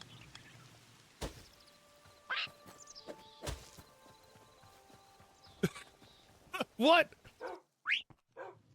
No longer.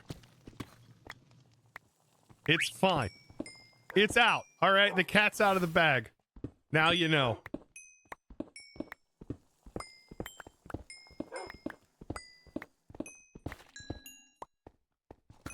It was bound to come out eventually.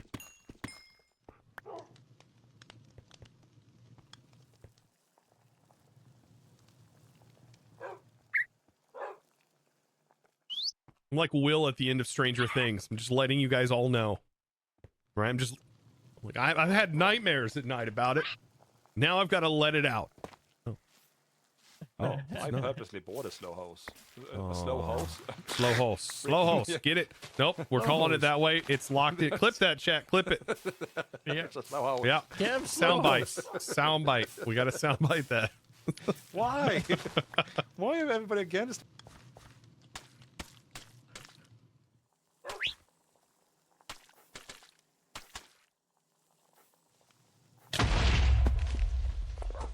You know what? That's great. Who made this? Who designed this? This frustrating house.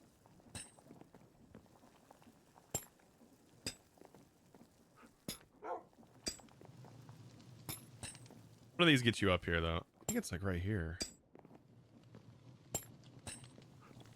See it inside of large containers like these, but it is way more than a stack. And I believe... What is happening? I never found out what was happening there. Something was happening, though. Welcome back, chat. All right. So I'm thinking, you know, we might be able to use this system like right now. Right. And we can even use some of its complex filtering situations to move things. I was going to use SFM, but this is kind of cool. We don't even have to use upgrades or anything. We need like what, 4 barrels?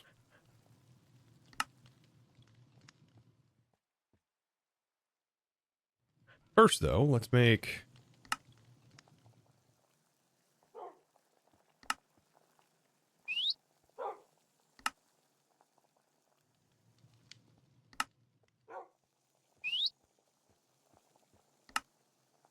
we'll just make a few of the upgrades.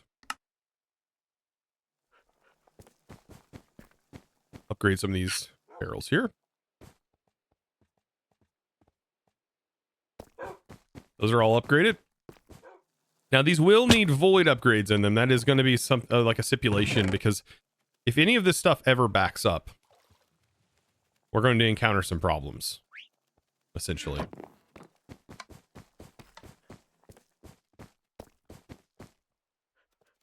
Why pickaxe huge? Triple his size. Wait, what? Is this all your ships, or do you have base? This is a base. I do have an airship though.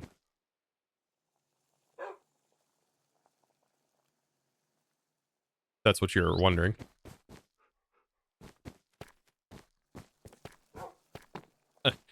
I have probably the most compact, very fast traveling apparatus you've ever seen. And I do, once we have unlimited lava, we'll have a way of unlimitedly powering it. Be kind of fun.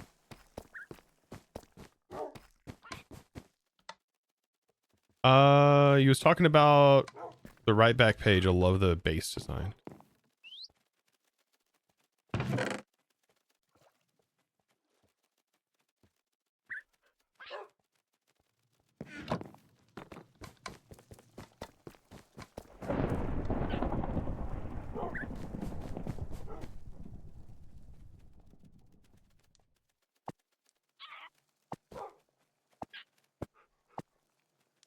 Sorry, I messed up.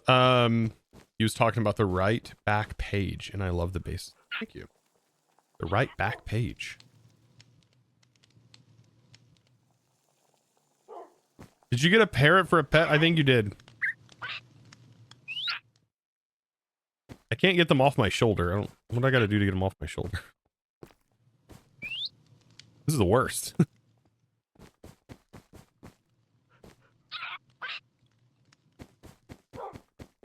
All right, I just want to get all of the base materials out that we're currently using Mystical for. Okay, so our inventory is clear now.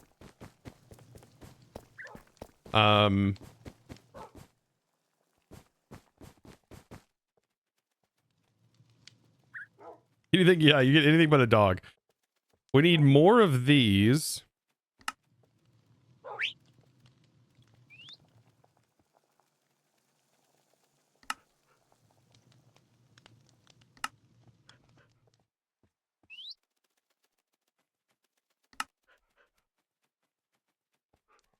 Interesting. I mean, this is a really cool little mod. I gotta admit, it's pretty cool. Pretty powerful, but pretty cool. Also, I got some more caffeine now. Wife was like, "Hey, I got your soda."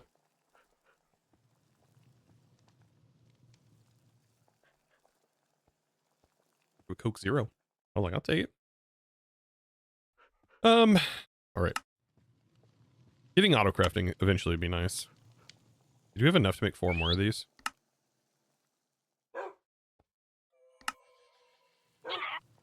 Almost. Out of chests. Cool, I can add them over here. I think I might make these more like resources.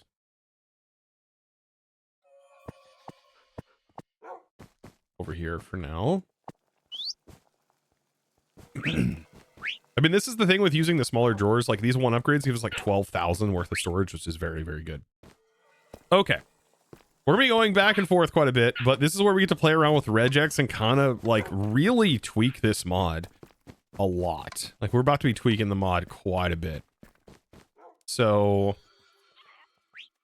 we do need an ender chest. Ender storage, I guess I should say.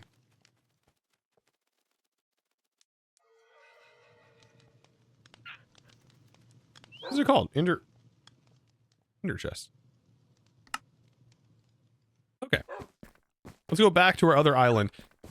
This setup will eventually be replaced down the road. Like, that's the plan. But for now, this is where we're generating our primary resources. So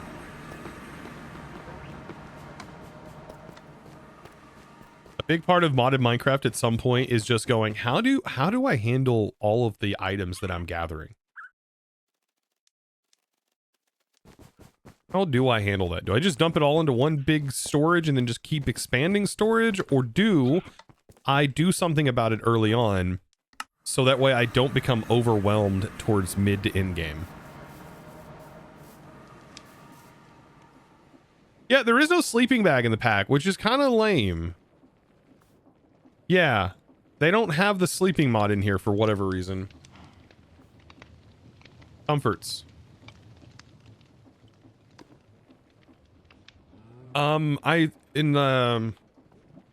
Utilitarian, I don't even think is in here, is it? It is in here, but very, very limited.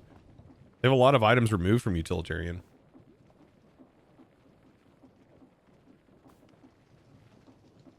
Too bad. I mean, it's one of those quality of lives that we've all gotten used to, but makes, I don't know. For now, let's go ahead. I'm gonna place the ender chest here, and we'll frame that. Okay. We're going to add things to this network. This is going to be pretty cool. So all of these containers that have items in there, I want specific items to go into this ender chest from certain places. And I don't know how easy this is going to be, but I think we can do like double channels since it is kind of like XNet. But I also want items from here to go in there. So we shouldn't have these clusters. I want certain items in there. So I think I have, for the most part, everything coming out of here that can't be smelted. And this is like basically block. I mean, I guess we would block anything that's a cluster. So we would blacklist clusters, and then everything else should be allowed through. This, I just want to throw all of this away. I guess I could control delete. Yeah.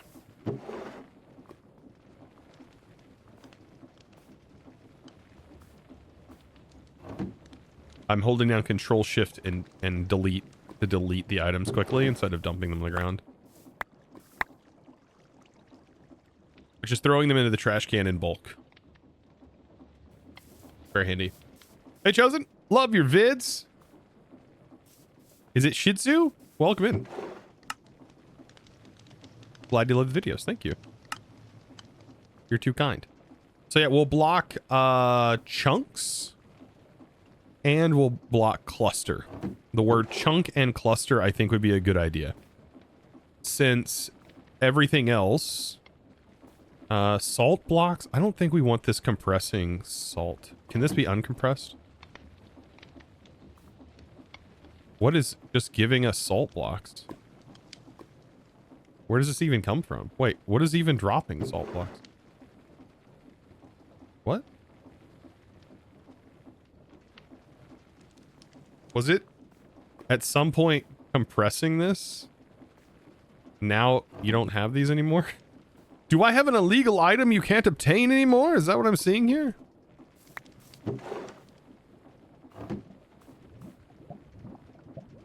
Is this changing an update?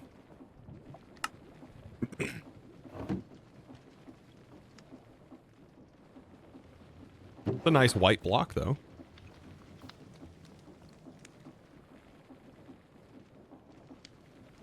Okay, so if I'm thinking about this correctly, and I feel like I'm thinking about it correctly, we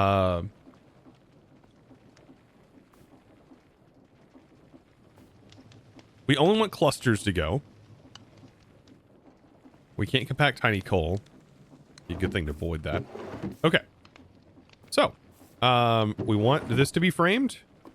This, and this. And this. And technically we want this too.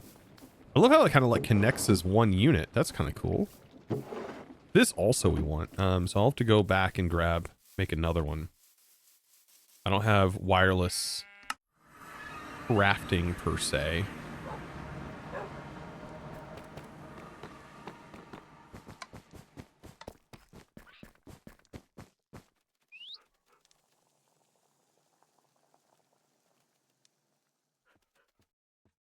But so far, my impressions of this mod, pretty darn good. I like this.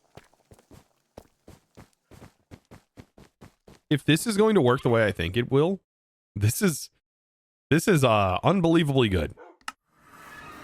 Like, unbelievably powerful compared to other piping methods. Okay.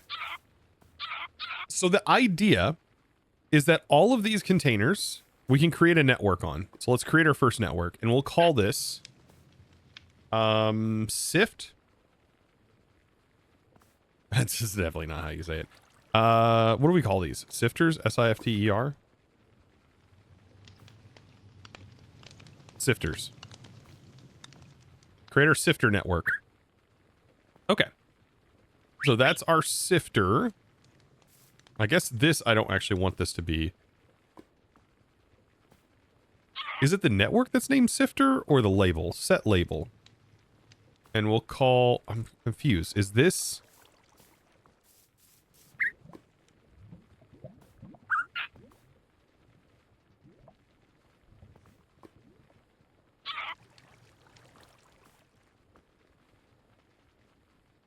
Okay.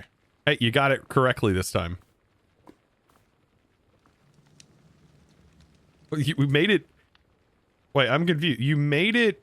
So you made it bold. And then you changed the color and then you made it rotate. I don't even think it is bold. I feel like you cleared that effect. Okay. So you can't change the label on this. This is just the entirety of the network. So that's identified here. This is the label for this particular chest, I'm assuming, or is it a per channel? It's per the inventory. Okay. So this will be set to sifters, sifters, sifters. Can I copy and paste? How does this work? Configured copied to the clipboard.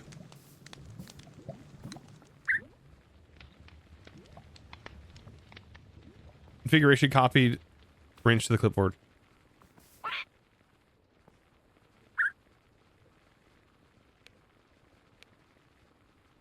Right click the configuration, no the wrench.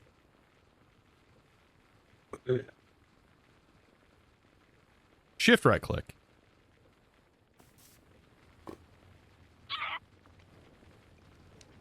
Okay, so those are all identified now. Leave it in wrench mode. Perfect. And there's also a mass placement. I don't know what that means, but...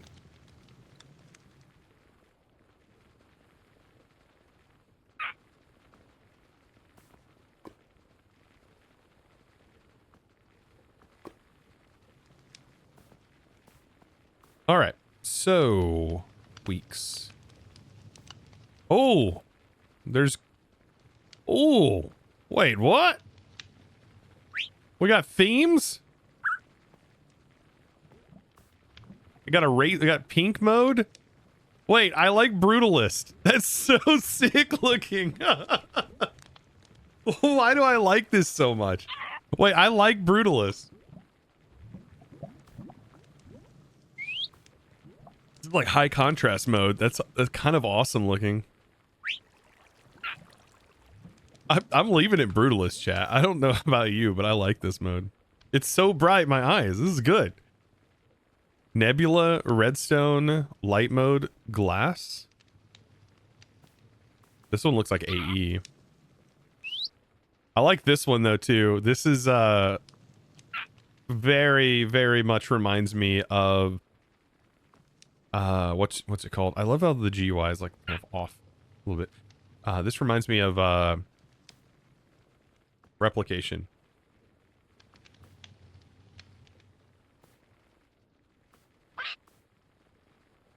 Dude, Brutalist is good. Okay, hold on. Okay, so now that we've got this set up and I'm learning new things, we have our first channel, second channel, ender chest, set label. This is... Ooh, I don't like that. Okay, so I can't see with that. I can't see what my label is.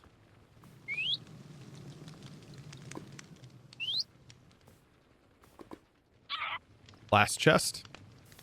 And then these are all going to be...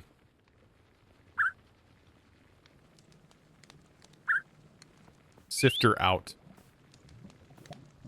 And I hit enter to do that. And then copy mode, and we can copy. I think if we set up our first one and then copy it to all of them, that's essentially going to work. So let's go to wrench mode. Now, this is going to be the big thing. This is going to be a sender, not a receiver mode. So we need this in sender mode. I'm not going to enable it just yet. We'll toggle that here in a minute. But the filters, this is the filter. This is the important part. We kind of need reg to do this, I think. Or we could just block this mod entirely. No, FTB materials I think is like every ingot. So now we can't do it. Yeah, it's like a little Pip-Boy interface. Kind of cool. So we need to regex cluster and regex. Let me pull these over here so I can see this. We'll regex cluster and whatever these items are. Chunks. So clusters and chunks. These are two things that we want to regex out. So we can literally do iron and then gold. Like say those different things so long as it contains safe regex. And it did give us some examples too, by the way. When we hover over this, we have examples of filters and the way we can handle regex. So name a string with iron, names ending with ingot. So we can actually say ending with matches anything containing iron. That I think just blatantly just taking everything would be a good play. But if we want to be safe, this would be the safe way to do it.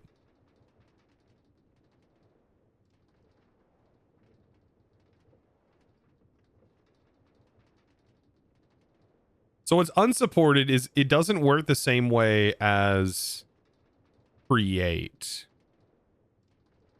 Unsupported groups, lookarounds, okay. Flags, operators. So we can't use catch-alls. You can't, can you do not filters? I mean, that wouldn't make sense. You have blacklist and whitelist. Yeah, you can't group things. Okay, so we will do what it recommended. And we'll see if this works in this chest as a whole. It should just transfer coal into here and flint into here. Okay. So here's our catch-all. Here's what we're gonna do. Or not catch-all, we're gonna do regex. We're gonna follow its instruction right here where it uses that solid bar. I forget what that's called. I don't know. It's your /E shifted. but we're going to be safe about it. I only want it to catch the ending of it, which would be chunk or cluster. And so it should be cluster. Nope. CL just cluster.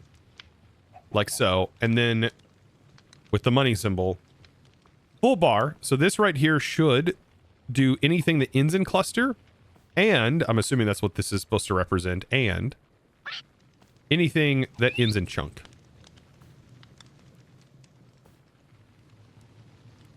So hopefully matching cluster and chunk. Based on the example that it even gave here, that should work. We want to blacklist those things.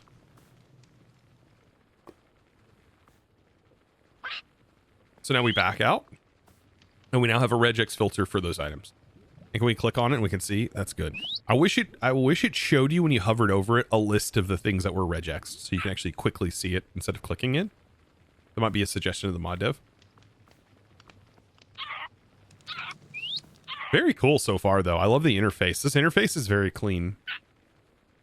So now that that is defined, let's go ahead and head over here. This is where we're going to be receiving. This is the only receiver, by the way. Everything else is going to be sending to it. And it's on this main channel. So we really only need one channel. We don't need anything fancy. One channel.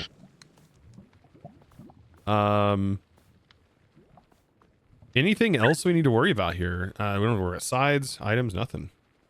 What mod adds this UI? This is a mod called Logistics Networks, which was added from FTB. They added it in the recent update. And I wanted to check it out and play with it since we're also working with storage today. And so this is kind of helpful. So instead of using a pipe, we can just essentially pull from here. I'm using the pipe in the back though to do the smelting, but... So let's go ahead and tell this to work. We want it to send, which it currently is, and we're going to use the regex filter. And then it's going to send here.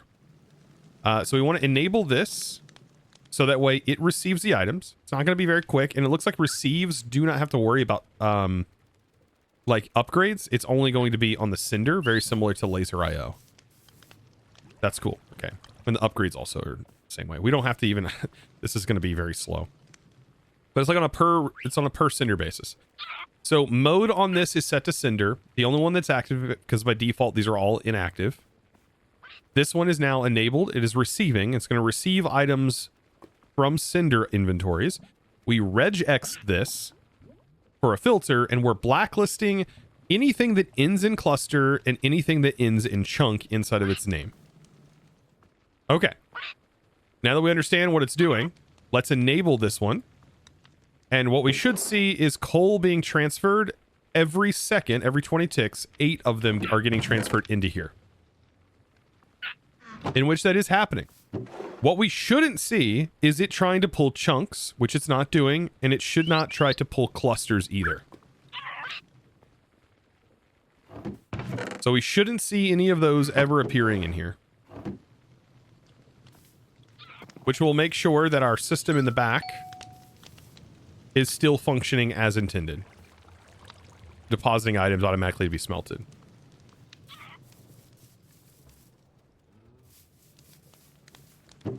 And it looks like it's working. Yeah, it's working.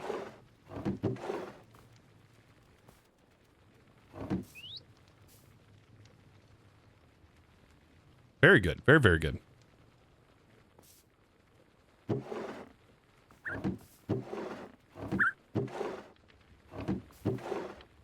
So, now that we have that in mind, the receiver shouldn't be a bottleneck. It should only now be copying these, since we can copy this. We'll copy this and shift right click to paste this onto all of these. And now everything is being distributed and sent.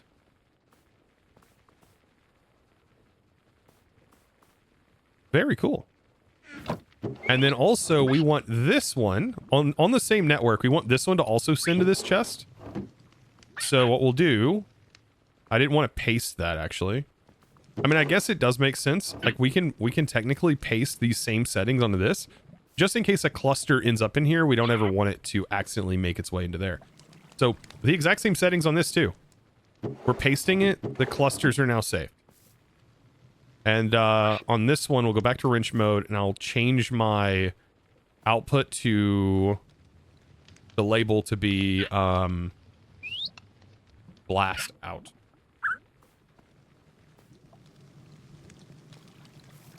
And so there we go. Thoughts, chat. Thoughts, chat. You guys seem like I just like literally split the atom or something. Like you got dead silent in the room.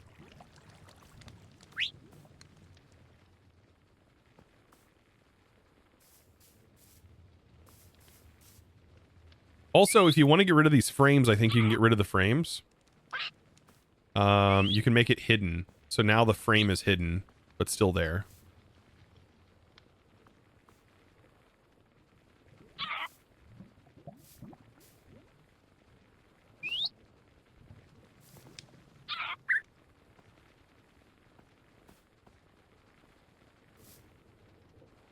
I'm assuming that gets copied over with the settings.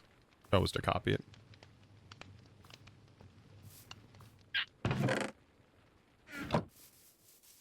Thoughts on that?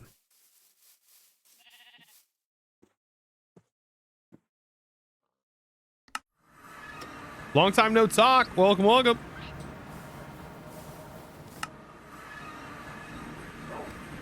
Wanted Wampus, how's it going?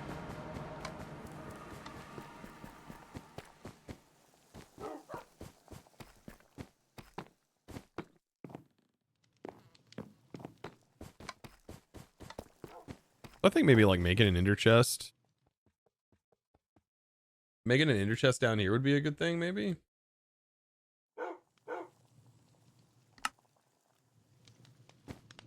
And then we'll place this and then start to filter things. And because these are added, notice it's going to automatically start pulling.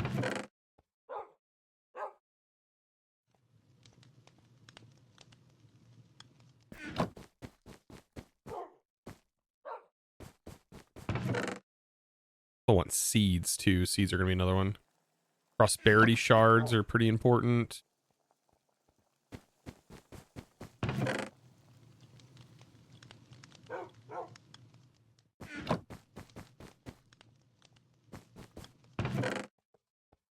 Aluminum in here somewhere. Bauxite dust. Some random weird stuff. I'll leave mystical, I think, on that side. This came from your most recent video series. You've made a lot of progress since that recording. Are you talking about... Are you...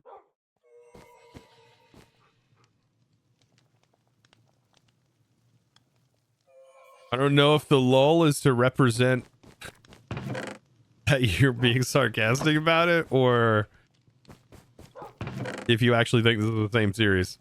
I never know with people.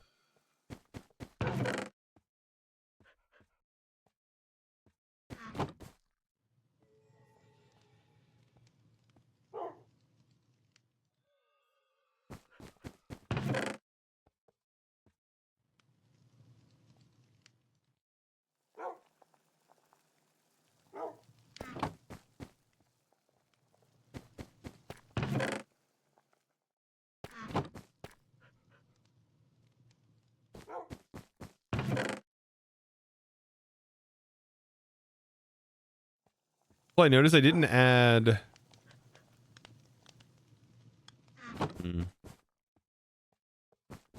I feel like I didn't add something. I must have missed your last video. I don't remember any of this being built. This is not from... you talking about the VODs? This is FTB Skies, not all the mods 10. But if you were talking about the latest VOD, we've been working on this the last few VODs. This is for FTB Skies 2 Aero. It's a different aeronautics pack that we've been playing before Create, or before the ATM. This was our original island. I moved everything over.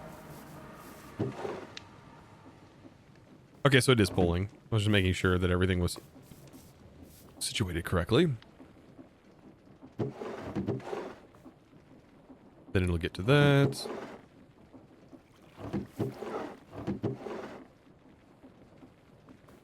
And I guess we could set these to round robin. I don't think that would matter though. Do these have round robin modes?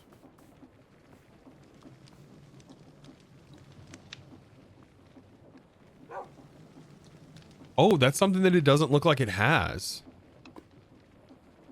The ability to round robin.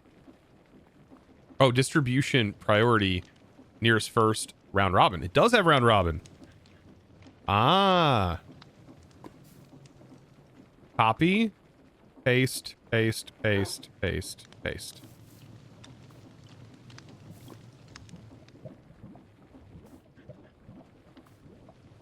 Robin. Aha. There we go.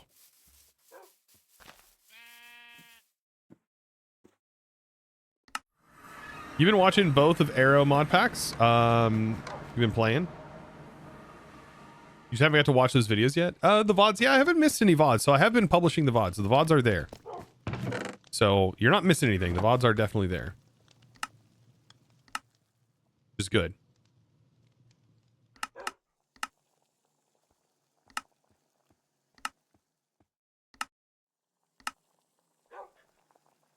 FTB, chunks, admin, extra claim, extra force load chunks, chosen architect, set 175.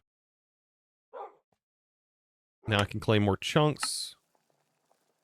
It is grossly low at 25 by default for single player use.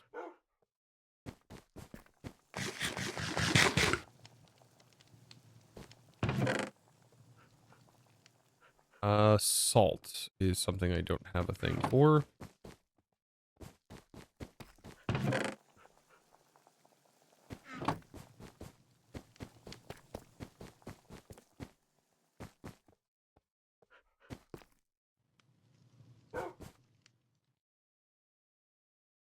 We are going to need more space. I can already tell.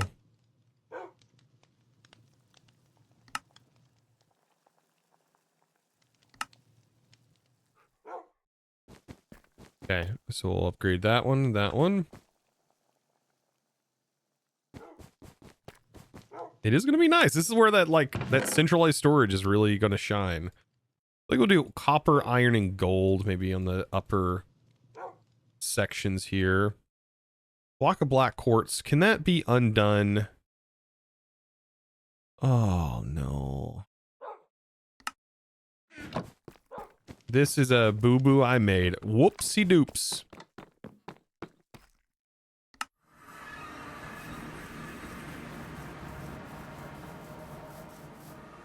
This should at least make it 30 or 50. I mean, it's a client config, so you can just change the client folder, but what's generating this right now? I don't actually know.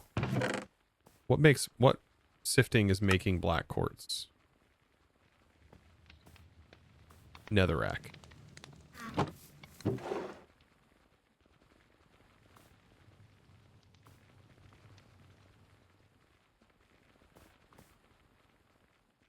Yeah, we want to prevent it from producing this.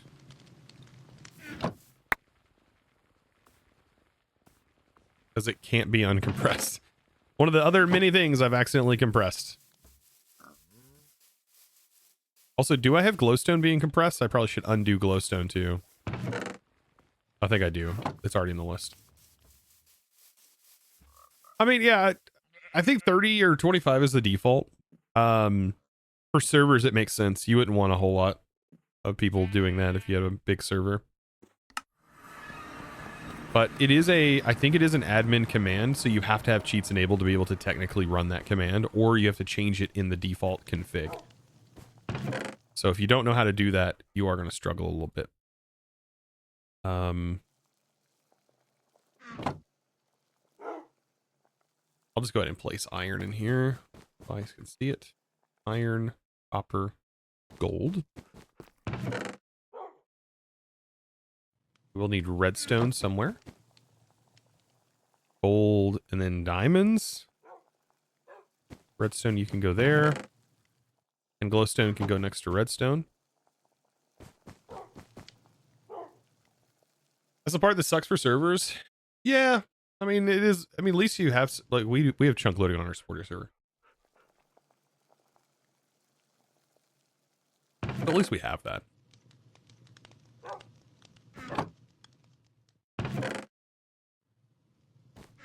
There's our first little bit of seeds. That needs to go next to my...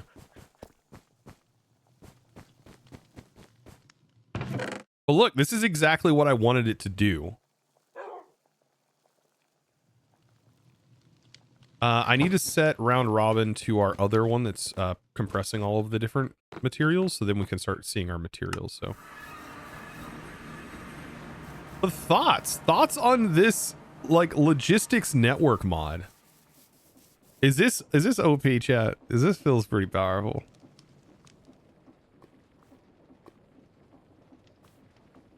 I feel like this is the opposite of what people have wanted recently, which is more infrastructure, or at least hack devs.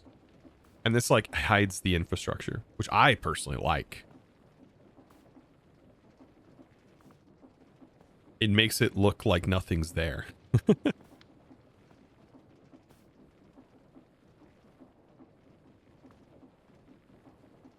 Status, we need on here, round robin. It is round robining.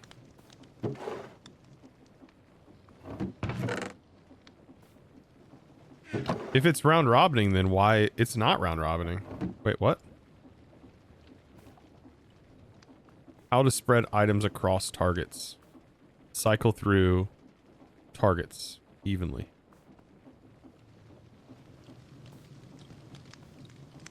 Wait, is this isn't from the distribution of the items inside. I think this is how to spread items across targets. So it round robins to the nearest container, not round robining through the items in the container. Or maybe it is round robining through the items in the container. It's just that the way that it calculates all of these slots are every slot is it trying to round robin, and so it just happens to hit the slot more often. Because it is. I think these are just adding, actually. I don't know. I don't think it's doing what I thought it was going to do. No, it's not. Interesting. Okay, so that is a limitation of it. It doesn't... The round robin is cycling through inventories, but we're not cycling through here. Is there upgrades for that? I don't know. There's chemical R's source upgrades. What does these do? Unlock source channel transfer. Huh.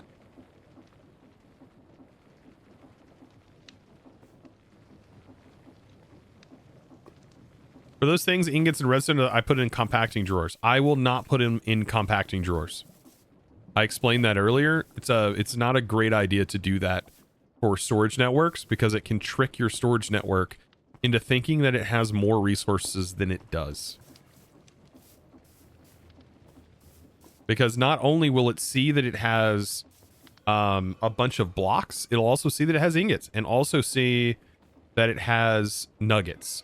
And so when you do that, your storage thinks that it has more, and later on down the road when you're doing big requests, and you need a ton of those materials, it might think you have them. And then all of a sudden, you don't. And then the craft fails. These are issues I encountered, like, playing through all the mods 8 and stuff like that, when things started to get a little bit more advanced at that time.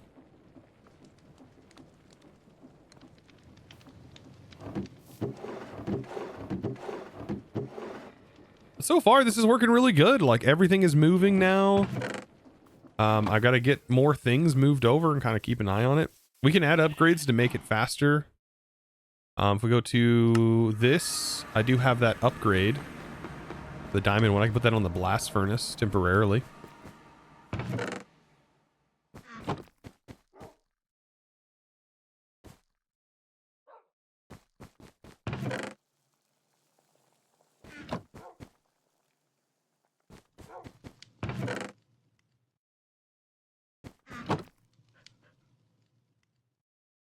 And these upgrades, they work towards like specifically for the extractors.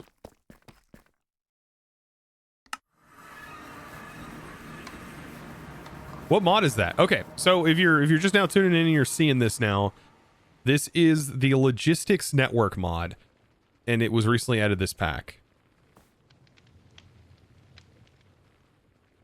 So you have to double click. That's kind of a weird interface. Like you have to actually type it. And whenever you start to actually change it, it does mess up. But you can do 64. So now it's trying to do 64. Wow. Okay. Then that's so fast. I mean, that's as fast as Dyer's goes. I would love to see an observable on this though. Like to see how this actually does impact performance on large scale systems. I would assume it works just like anything else.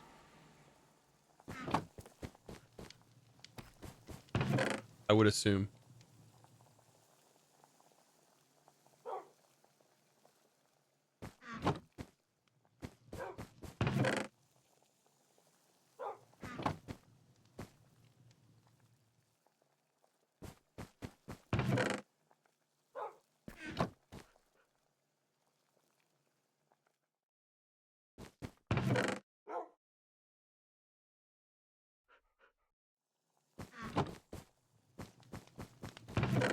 But just look how quick SFM is at handling this. Like you got to look at that and go, wow, that's quick.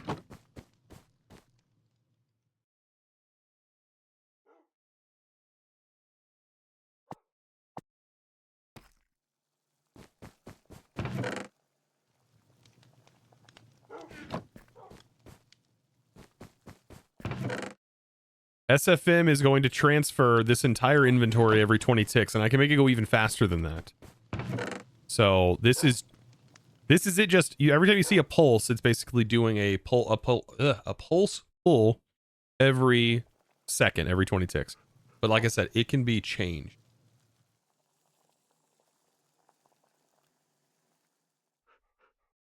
It's generating quartz. I don't have a place for quartz, I don't think.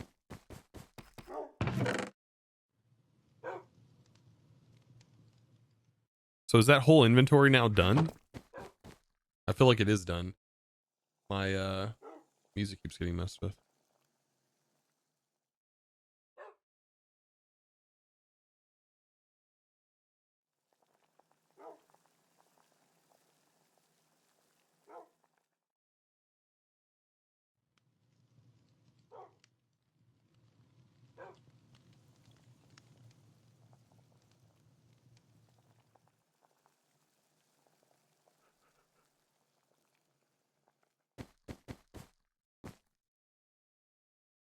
Every ingot in the same drawer?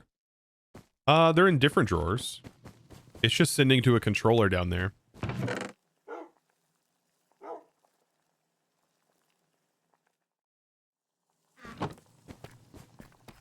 think we got most items sifted through. We're getting there. This is definitely a process. What's funny is during a normal YouTube video, I would show the initial function and then basically all this that I'm doing would happen in the blink of an eye for a YouTube video. And that's intentional. This one probably needs the upgrade.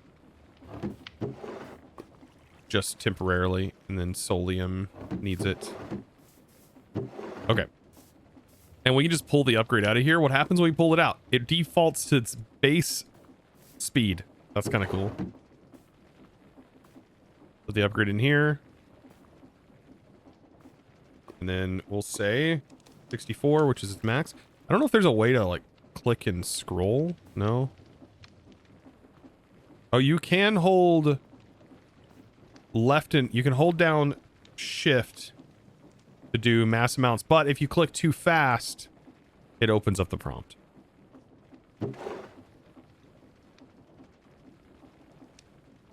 So fast though.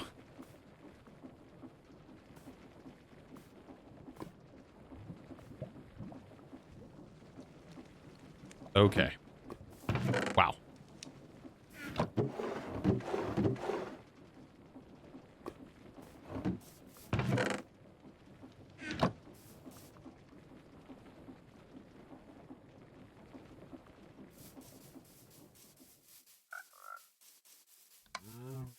What did you name Sniffer? You named my link tool Sniffer. Why? Oh, you guys have too much fun with that.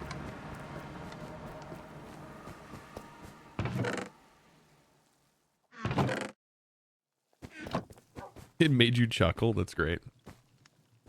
You know, sometimes there's just, it doesn't have to be a reason, you know?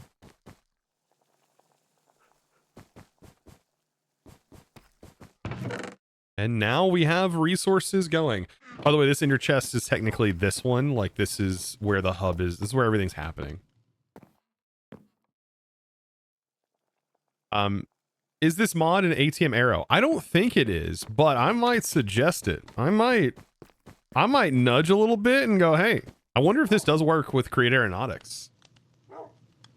Because they're like entities. Let's test it. Please don't crash my game. Actually, is there FTB backups? Start.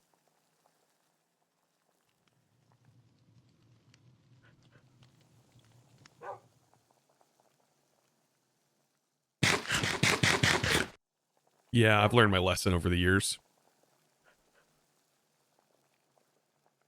I would assume this was tested before just throwing it in. You never know, though.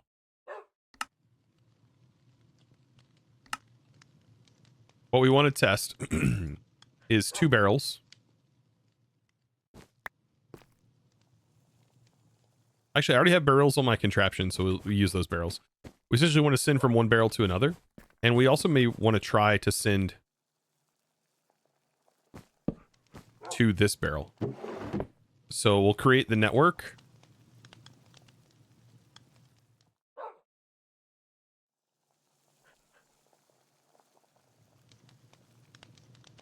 Test Aero.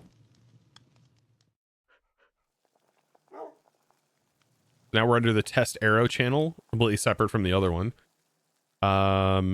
This is how you place it up here. I open up Reddit and the first thing I see is someone using Create to carry an in portal. That's funny. That is funny. And then like you build a massive in portal and you fly it and drop it onto somebody's base. And if they're standing there, they just get teleported to another. I still want to see somebody take a fission reactor and blow it up in someone's base. Of course, with their permission, of course. Yes, with their full permission. Okay, so we have this barrel on this network. This is our test Aero network. Let's go up to our contraption. Let's see if it functions. Let's set this into receive mode so that way we know immediately it will function. So it's set to receiver and we'll enable it. So now it's in receive mode. And it's on. Yeah, yes, of course. Yeah, they definitely need to be a willing participant in that discovery of will it work. Let's go up to our airship 9000, which is currently a contraption. This is my airship. Can I place this logistics node on it? Let's see. This has, and like keep it stocked with coal or something. Big Jim, how's it going? You want to play volleyball with a draconic reactor so bad? Yeah, you create a contraption that has a packaged draconic reactor that's in a cardboard box ready to go. And then you have a deployer set to trigger. You fly your contraption in, have the deployer right click the cardboard box to unbox it, and it explodes. Hear me out. Hear me out. Am I wrong for that? Am I wrong for even mentioning these ideas? I'm scared this isn't going to work. That's a cool looking allay. What the heck? A black allay? That's kind of sick. Look at that. Wait a minute. Chat, look at that. Hold on. Hold a minute. Hold a minute. Hold. Are we holding? If that means I can modify this, select the network, It's under Aero.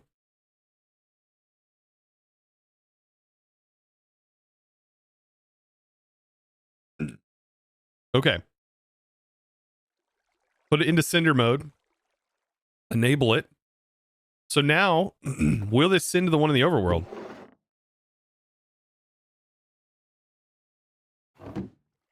You just seen it. You seen it here first, folks. You seen it here first.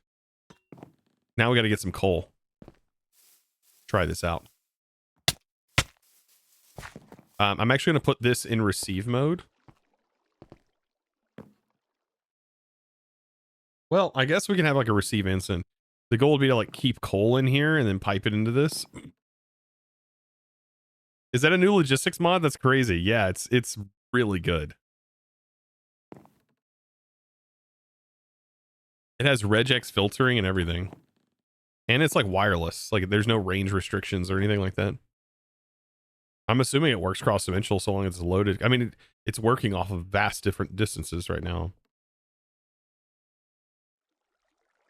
Sniffer didn't last. Now it's a dolphin. You guys are fantastic with your naming decisions, and I love it. Okay, so that's sending it back home. So let's go down the hole. Need an elevator up here or something.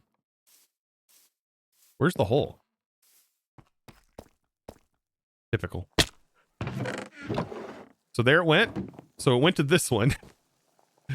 So that means if I go into here and I go to another channel, I set this one to cinder or something.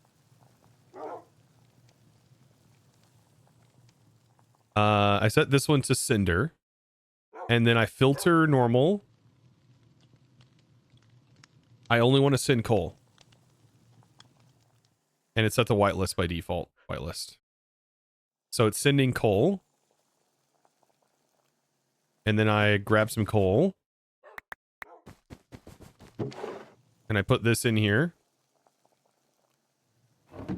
And then I go, man, I could really use some coal right now. I also want to say on here, only keep a certain amount. Can we do that? We can change the batch size, but we cannot, from the looks of it, regulate with this. I don't believe. So this does not have regulation or regulating features. It's literally just to send items from one location to another. So there are some limitations to what you can do with this, but that's probably a good thing. It's not a good thing, chat. It's just, they just didn't do it.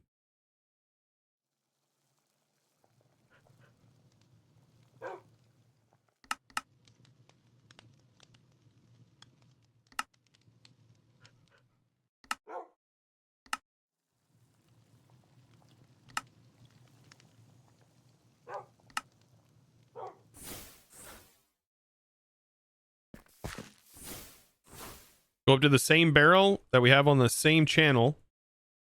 New channel. Receiver channel. Enabled. We should get coal in here. I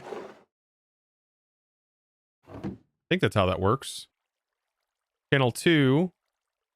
Receiver. Enabled. Maybe I didn't enable the other channel. I don't think I enabled the other channel.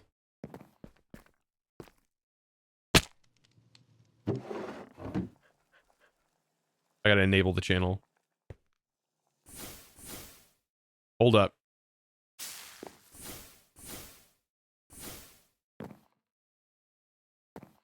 So we should have coal in here, and we do.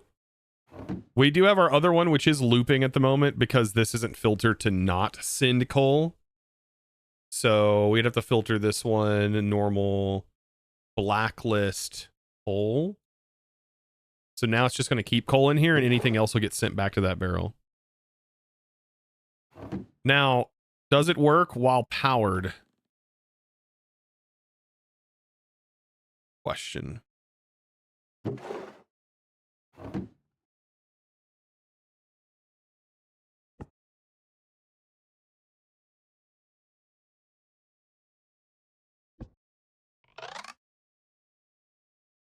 Let's check.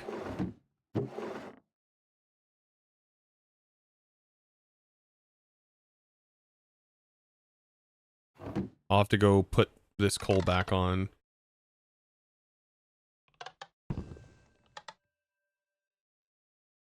What point do we get lift?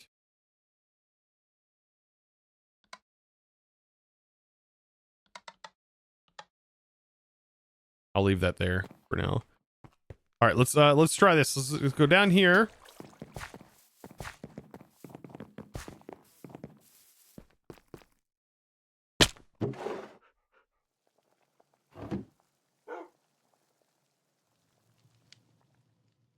I know it did move its position. It looks like it's still working.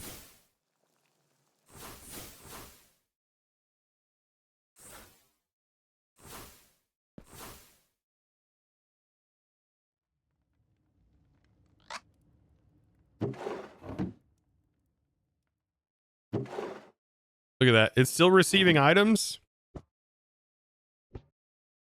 We've moved out of position. I mean, it's working to me.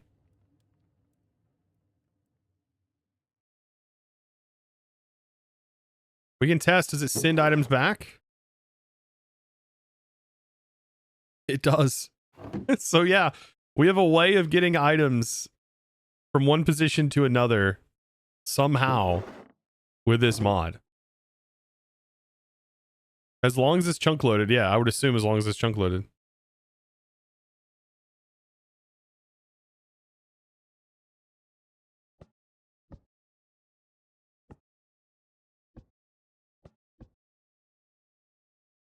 Goodness. Also, Jim, I seen your head when I was playing ATM 10 Aero. Your head was in there from what, Bits and Bobs or something like that? They put your head in the mod? It was in a loophole. I was like, that's kind of cool.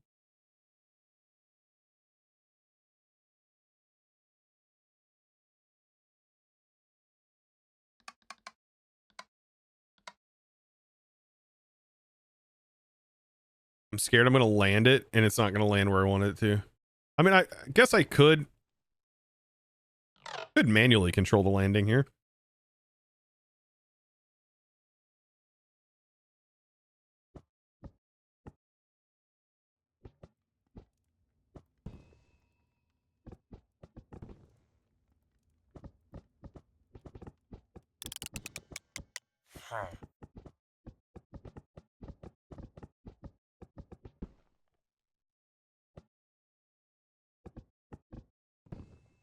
Perfect.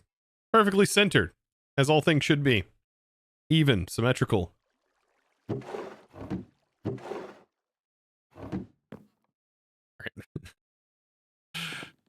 That's cool, though, that it works on a it does work. Okay. This is a way of, like, not having pipes everywhere, and you can actually send fluids to your engines and stuff, like, without the need of having pipes on your airship and not creating more weight on your airship. Think about that for a second.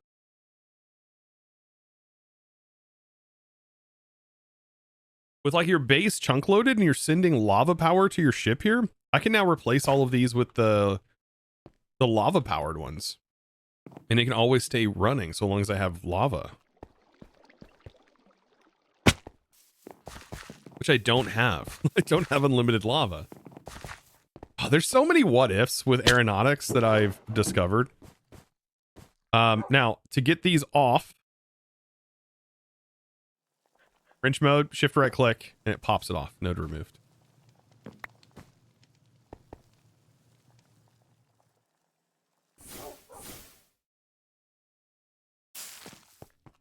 Also, Jim, just built my first airship, like major airship. It's a pain in the butt. I mentioned the Beardstone. I was like, man, it is a pain in the rear end to make an airship, because I know he's worked on one in his single player world, and I was like, it's such a painful thing to do in a survival experience. And he was like, yep, it is definitely not easy. It is a mess. It's because, like, if you don't have honey glue, then you can't build it without, like, they don't make honey glue easy. I don't understand why the honey glue recipe is as expensive as it is like this. It may not seem that expensive, but it kind of is in a way. It's expensive in time management. So you have to like set yourself off on a separate course from working on your airship to go find honey all of a sudden. And then you need to make sure you get enough bottles so then you can drain it to be able to go into here to a spout, and then you spout it over here. Like, or you make a little bee farm. Like, you don't have to make a bee farm, but it is probably a good idea to make a bee farm. Just like a random thing you have to do on the side of making an airship or contraptioning anything. You can glue everything together, but it becomes very difficult to glue everything up after you've built an airship. So I've tried to like glue only the small section and then build off of it, but I found that there's also difficulties in that before you have an air balloon. Oh my goodness, it's a pain. Especially without Levitite. Speaking of Levitite, how bad is Levitite to make? You need instone powder, which is what, just crushed instone? And then you need a little bit of zinc and heated, and it makes Levitite blend. And then this gets placed into the world. It's so hard in this pack because all the recipes been changed, because it's not like a blatant, it's not just like super kitchen sink. Yeah, in survival, totally agree. Yeah, like building that thing and trying to like tinker with it to see if it works would have been ridiculous to try and do. It's very time consuming. It took me like 6 hours to build the thing. The airship I just did. Balancing your airship in survival is painful. FTB Skies added a neat little anchor block. Here's a neat little thing too. Because we don't have the anchor block in ATM 10 Aero. So, you don't really need it. All you need is a gyroscope. And so you have one motor power this thing, a one Stirling engine power it, and you literally just place a Stirling engine, and then you have a gearbox, and then place this on it, and it can go upside down or whatever, but it spins up and it holds your ship steady, and it literally stabilizes your whole ship. So, and the bigger your ship, the more of them you need. So like, you don't have to have that. You can just use that. You don't have to have the sky combat thing. Even though it is helpful for a small little contraption like I have.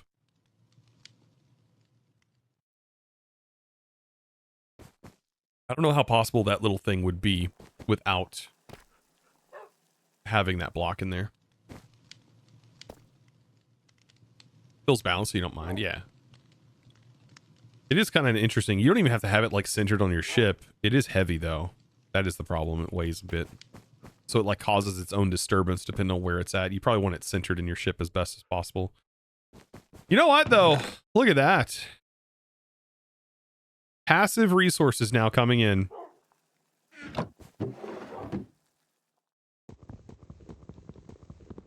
Passive resources, baby. That's what it's about.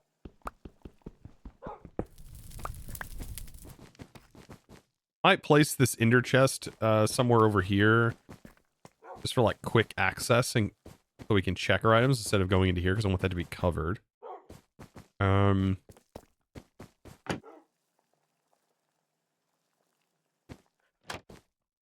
might flip this. I'm gonna flip this. I'm also gonna forget that I probably put this here.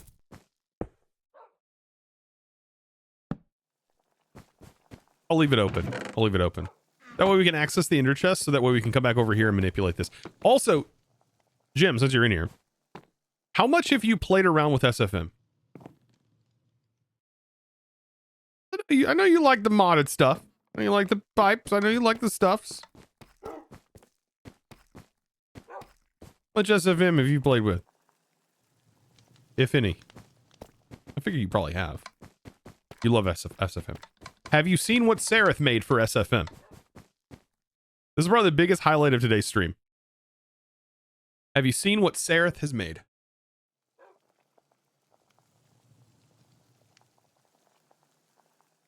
Oh, here we go.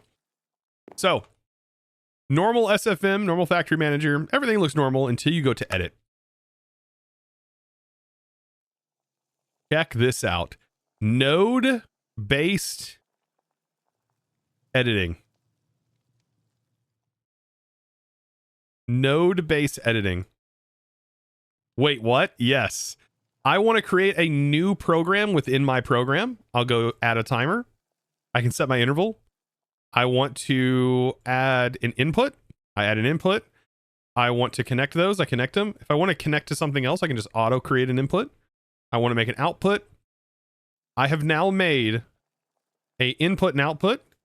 I can define what the container's name is down at the bottom here. All of your functions are built right in. You don't have to code it. It just writes the code for you. And then after you're done with this, you can go down here. If you want to see the code, you can go to V1 default, and there's your code.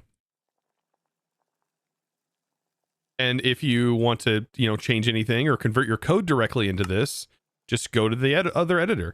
There's also something else that you can do. Look at this.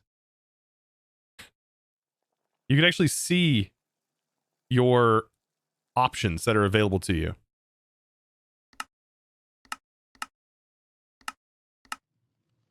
But everything's available here in the node.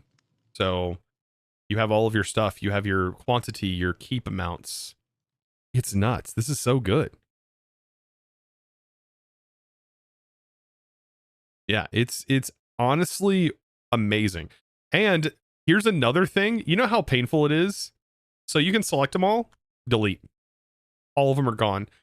Let's just say I want to make multiple copies of these because I want it to be faster. And this is a good example because we eventually want. Let's just say I want to double the speed. So currently we have this. I might want to set it on a global scale. So now it's set to global time, and global time is a line. It's going to be on the chunk time specifically. This is happening. We'll offset this by 1. I think I can do this, right? So you click to save, program error, fix to save. Plus, I think I do. Do I have to define it plus? No. Maybe it has to be off the global grid. I thought it was global offset. Offset plus 1. So offset plus 1, it does have to be global, I'm pretty sure.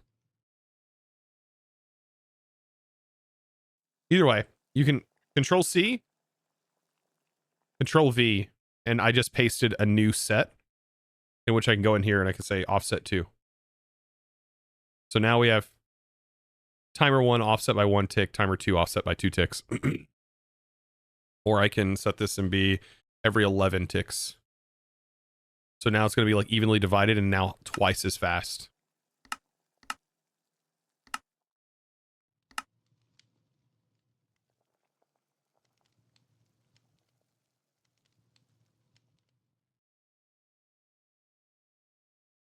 You don't need to repeat. You can connect all nodes to the same node. Can you?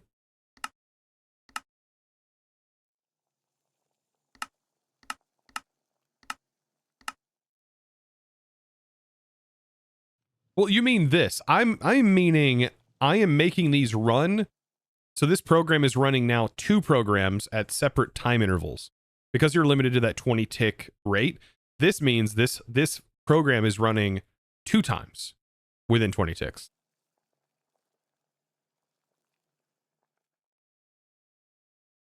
Even though it should work on the global variable here. Why is it saying it doesn't?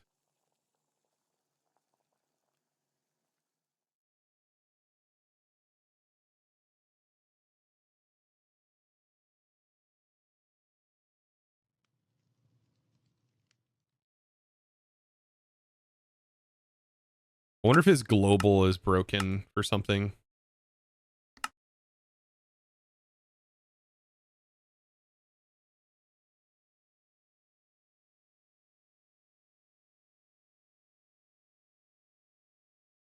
Oh yeah, I actually could have multiple timer nodes. Yeah, that's true.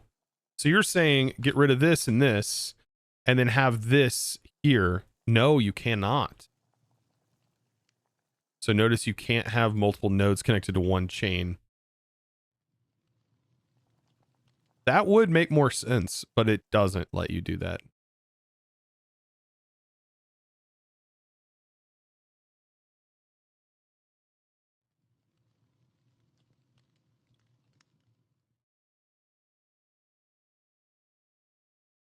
It'd be nice. Yeah, it'd be nice if you could. Then you'd have a bunch of timers. I feel like this is doing something weird because I know that global offsets are a thing. Hold on, let's save. View examples, timers and triggers. So you do every 20 plus 1. It'd be every G plus 1. Every global ticks do. What is his code trying to make it do? That I wonder. So you would change this to every...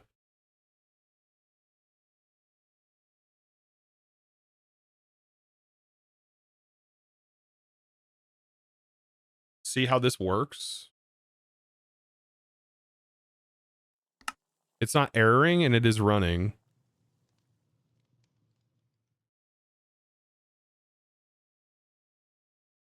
What is... I wonder what it makes his code look like now.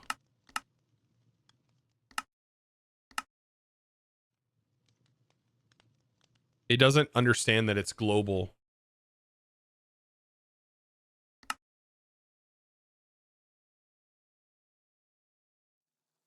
I'll message Sarah.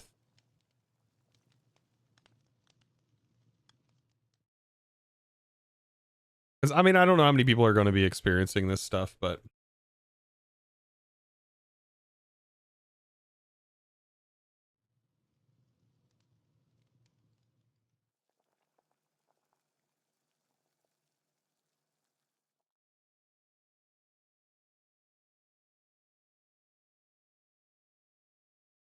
Hold on, I'll send him a screeny.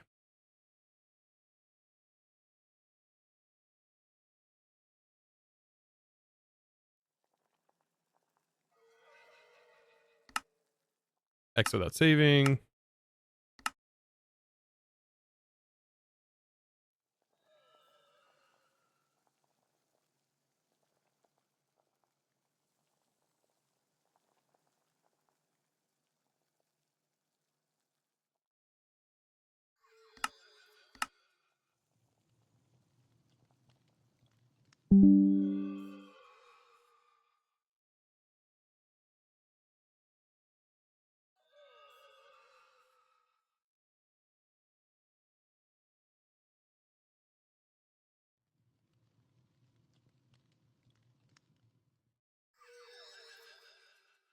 All right, I sent it to Sarah.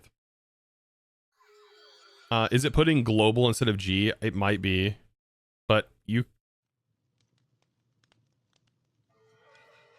Yeah, it's putting global, and I don't think it understands.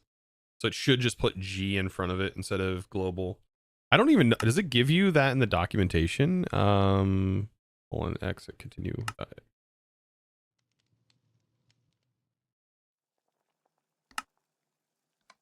View example. Sarah's messaging back. He may be, I don't think he's stream or anything, but...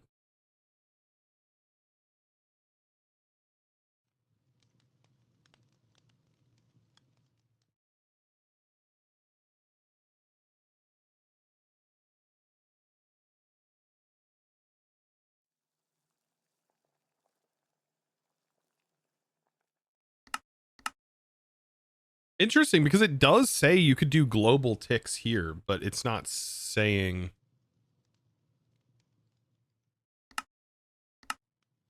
Sarah says he's looking at global.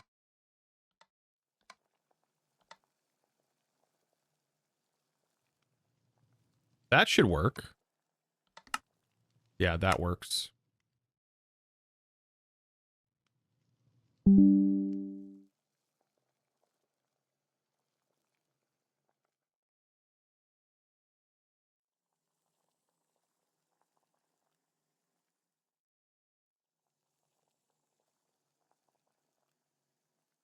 Yeah. When I was testing, it was doing ## plus global. Yeah, he says he's looking at it. He's going to check into it real quick. He said that looks off.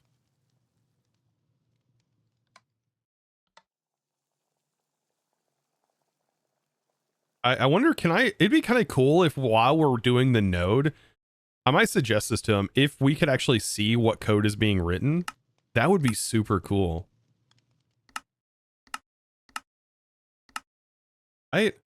How cool would that be if like you were able to, while doing this, have a little box that had the code that was being generated?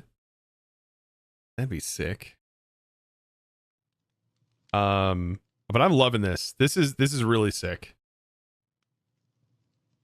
What is it saying? Oh, maybe this is the preview.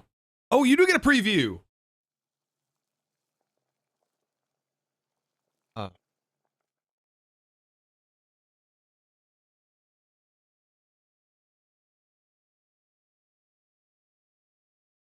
Toxic Terror 86, just rated you with 6 raters.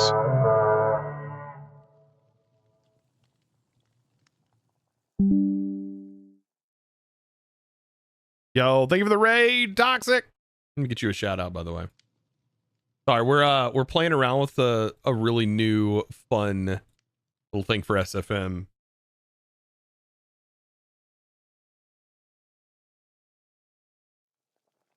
Appreciate that. Thank you so much. Hope you had a good stream, by the way. There is an SFM preview. That's sick. Does that stay like always on? Oh my goodness, it does. Oh, yes. Okay, so what if you don't have anything defined and then you apply global? So global is getting, we set this to 0 and then apply and then add offset. So it's a, that's the problem. Yeah, I probably helped him a little bit, hopefully, by sending him that. The global was supposed to come before. My god, time flies, but how much has my modded experience improved since following? 1,000%, actually. You know what? Joel, I may have actually ruined your modded experience, to be fair. Because it used to be probably like a whole set of like discovery. Like, man, I'm discovering something new. I don't know what I'm doing, but now you know what you're doing, and now it becomes a job. I probably ruined it. I'm so sorry. I'm so sorry. Honestly, if you don't use global, it's going to run, I think, on its own tick timer. If you do use global, it will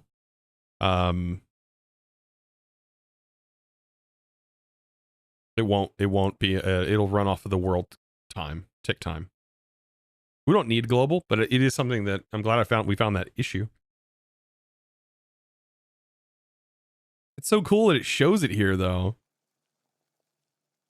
That's awesome. All right. I'm glad I checked that because I didn't actually see that before. This is going to be so much easier to explain to anybody in a video. You know how much easier this is going to be to explain? Can we snap these by chance? Alt click to pin or wire. Alt click.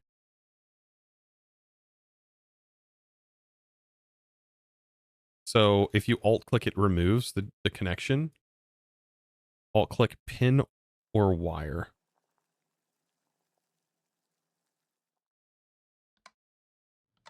Look at it generate that code. Like, that's so sick. Drag pins connected. Is there like a way to snap to a grid? I don't think so. What other node types are there? So you have timer. I mean, basically all the functions that are in here. There's a comment one. This is cool.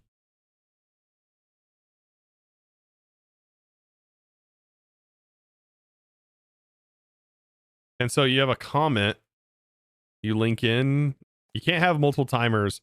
And like, you're not going to really, you're just going to have this, I think, resting.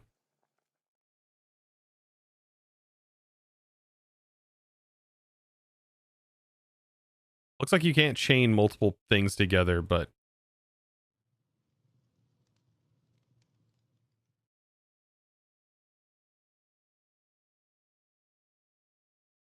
G is snap.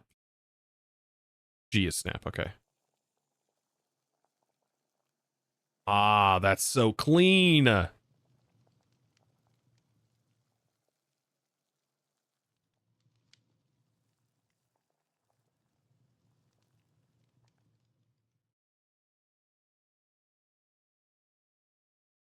Look how clean that is.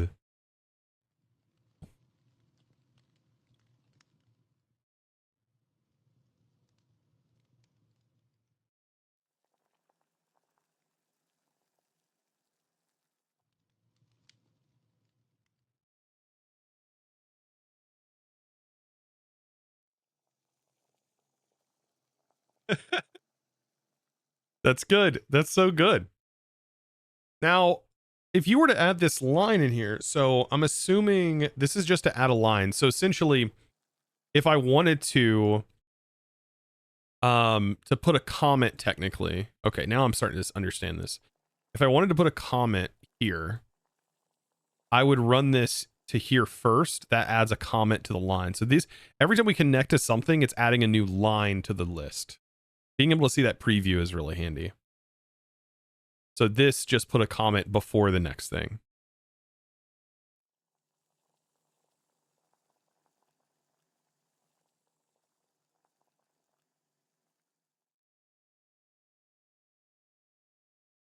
Does the IF have multiple output connectors? What do you mean? Oh, can it have multiple output? I mean, it should, right?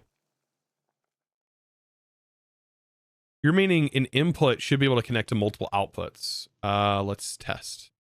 Make a copy.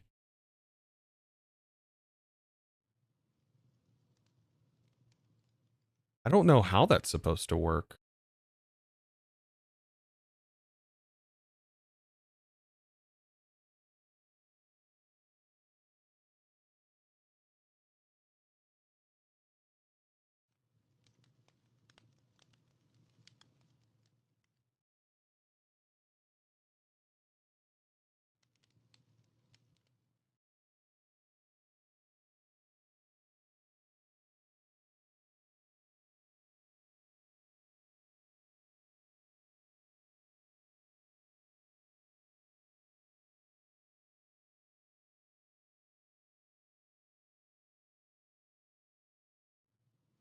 I messaged him, let him know if you scroll down on the preview while selecting input or output, you can't preview the code.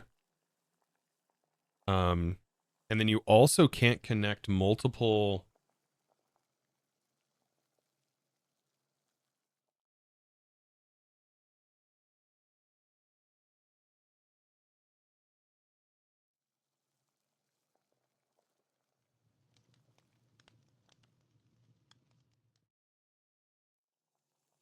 I mean, there may be a way to do this. I think it's all handled in one output though. So you just keep adding.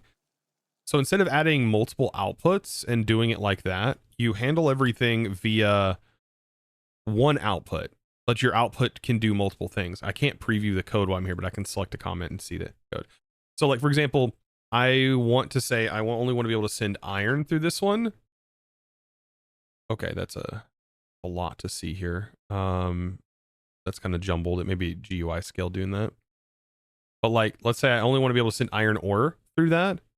So now that has added an output line for iron ore. I'm assuming if I add another thing, it's going to add us another output here to like gold ore. And then if I add that, which it automatically added it whenever I accepted it, this should have added another, or it extended it. Yeah, it just extended it. The preview doesn't fully render here. It just extended that line.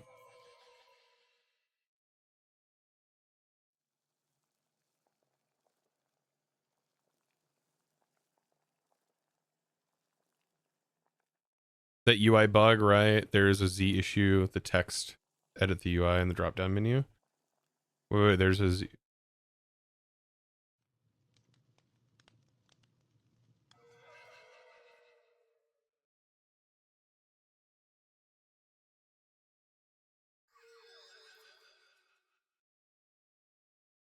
If node has 3 output true, false, and after, what do you mean? Oh, true. Like, what if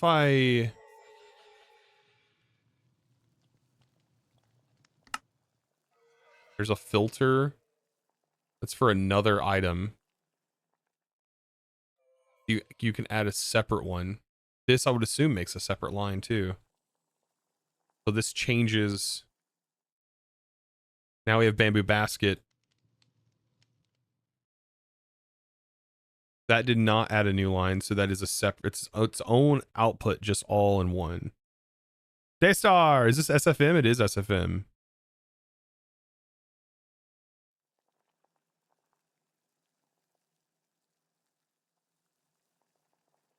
There, so he thinks he has a fix already for the SFM. I feel like that would be a pretty easy one to fix. I think it's just putting global before the modifier.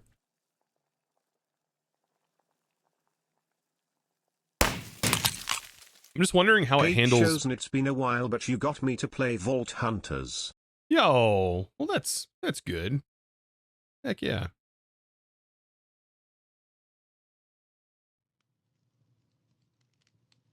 Appreciate that. Welcome in.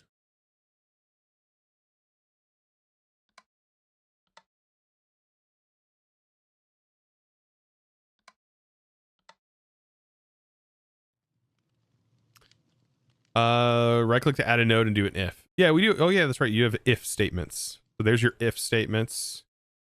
This can have multiple connections. Okay, you have runs. The condition is true. Run if false. Runs when condition is false. You can't drag out of the false. Is that because there is no condition? Let's remove the filters off of this. I do want to play around with this. Okay, so if redstone zeros, is this checking redstone? Where's this checking redstone at?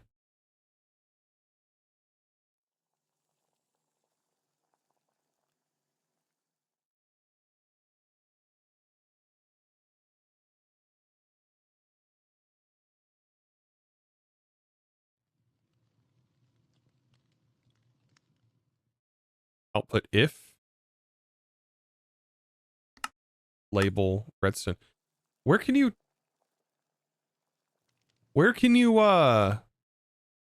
receive redstone though? Can SFM check a redstone signal from something?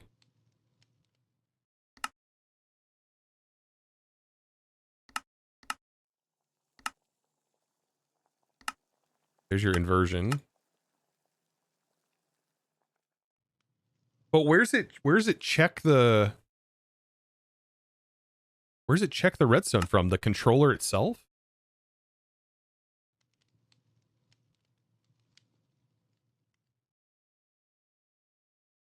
Okay, from the factory manager. I mean, that would make sense. And then you could say, if it has a redstone signal, shut off. But you could also just make the timer only run with a redstone signal, I think. How would you use the if? If label, if ender chest. If ender chest is greater than, or is, this is an item filter, iron. If iron ingot, if ender chest, the item iron ingot is greater than 5. If ender chest has greater than 5 iron ingots, that's what you'd want to see. Then true, and then now you can run a false. Okay. So if false, do a condition. If true, do a condition. And then after, this is a if else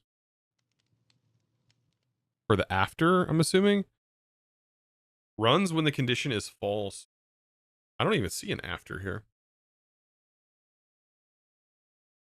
And then you'd want to tie a forget into, I mean, if you had multiple things running on one long chain of things that things are doing, you'd want to have forgets in here for certain things.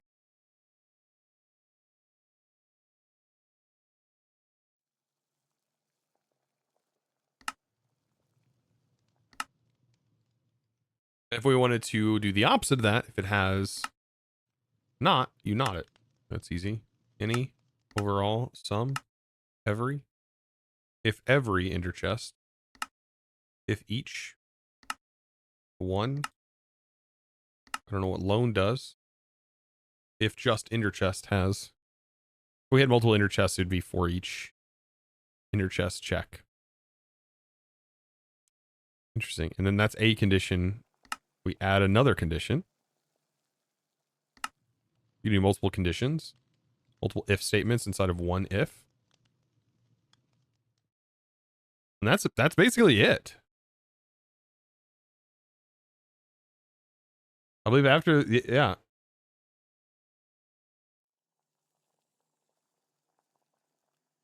So you just say output, do a thing, or do an input. And so now it'll only do this if this condition is met.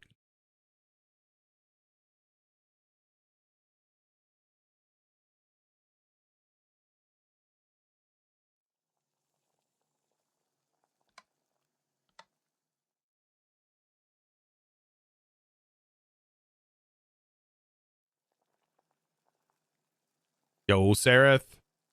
This is what I was meaning about not being able to see the preview. You can't scroll to the preview while you're in an input or output condition. I don't even think you can from a if you can see it.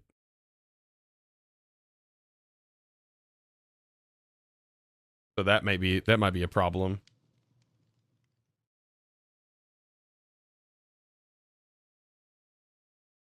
Yeah, you can't see the preview.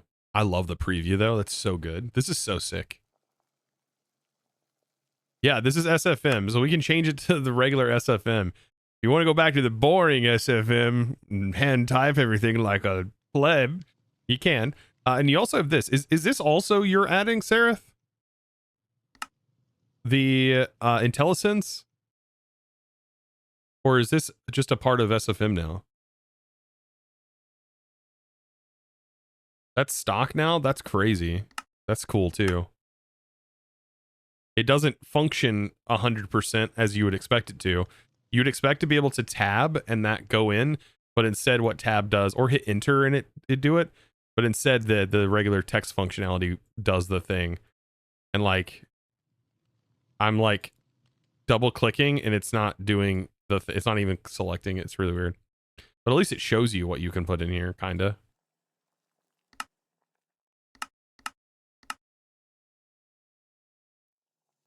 Yeah, I'm experimenting with this. It does look like the global is just being assigned in a weird way. So whenever you apply global, you put the global is supposed to go before the tick, and then you modify the global offset after. And this is applying global after the offset. So that's super simple. You get any cars first as soon as it's fixed? Heck yeah, the scrolling thing as well. Thank you. That was fantastic. This is good. Did you see this though too? I don't know if this is a GUI issue, but see how clustered this is? Is this just like a GUI scale issue? Like where it's like offset not enough or something? I don't know what's underneath it. I think the tags, the lettering is showing up underneath. Yeah, this is these are showing up under that layer.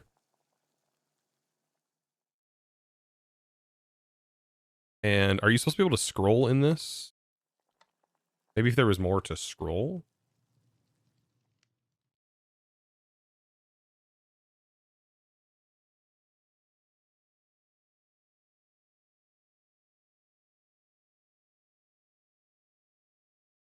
Okay, it's not scrollable.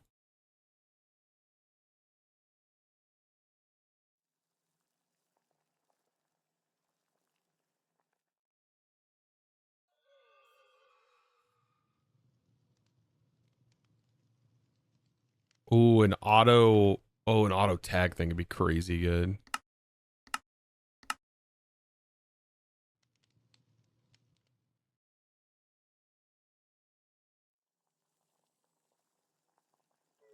Except, I mean, this is basically everything you need. Round robin to be on or off. This is so good. Yeah, this is everything you could want right here. Copying and pasting, creating new nodes. Oh, also, Sarah, I don't know if this is a possibility, but it to auto gen, we were talking about this earlier, the ability for this section, because it is connected, you basically have I have a whole new line to do this function, to run this function again and again, but in another timer. If this was disconnected, right, and I was able to use this timer to also run this same line. And this is something that you do a lot with SFM if you don't want to have a redstone signal attached to the back of it. That's why you'd use the global offsets and stuff. So I want it to run this same thing multiple times, but I'd have to make multiple functions. But instead, I feel like this should generate a new timer with this same information and allow you to have it connected to multiple timers. That's an idea. I don't know. You'll add an auto tagging feature for the future. Hopefully it doesn't cause a lot of lag. I know that like pulling up all that information can be kind of laggy. Especially a list of tags. I don't know. You can look into that. Heck yeah, dude. That would be sick. That way you can have multiple nodes running into one node. List of nodes. That way the timer triggers multiple. It'll be triggering separately, but it's basically copying that information into the other section. Yeah. Otherwise, I have to. I mean, copying and pasting is easy. Not saying that's hard or anything. Snapping to the grid is so clean.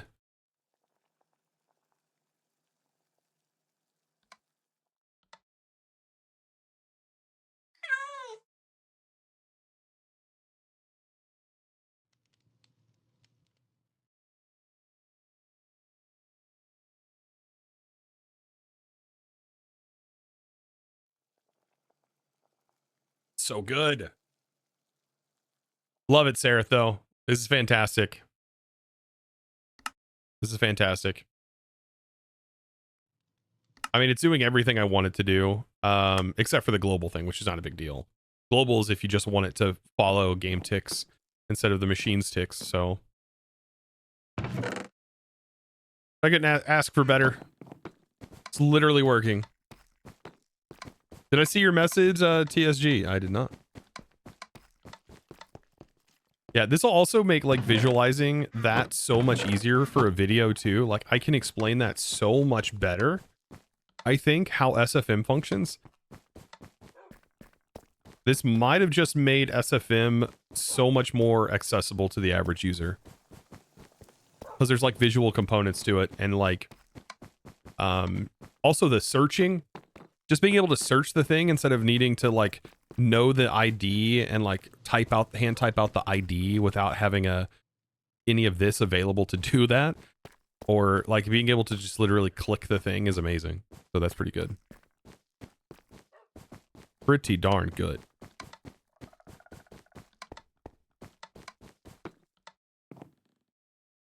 I don't use it much, but my goodness, that's going to be really helpful for any time I want to use it down the road.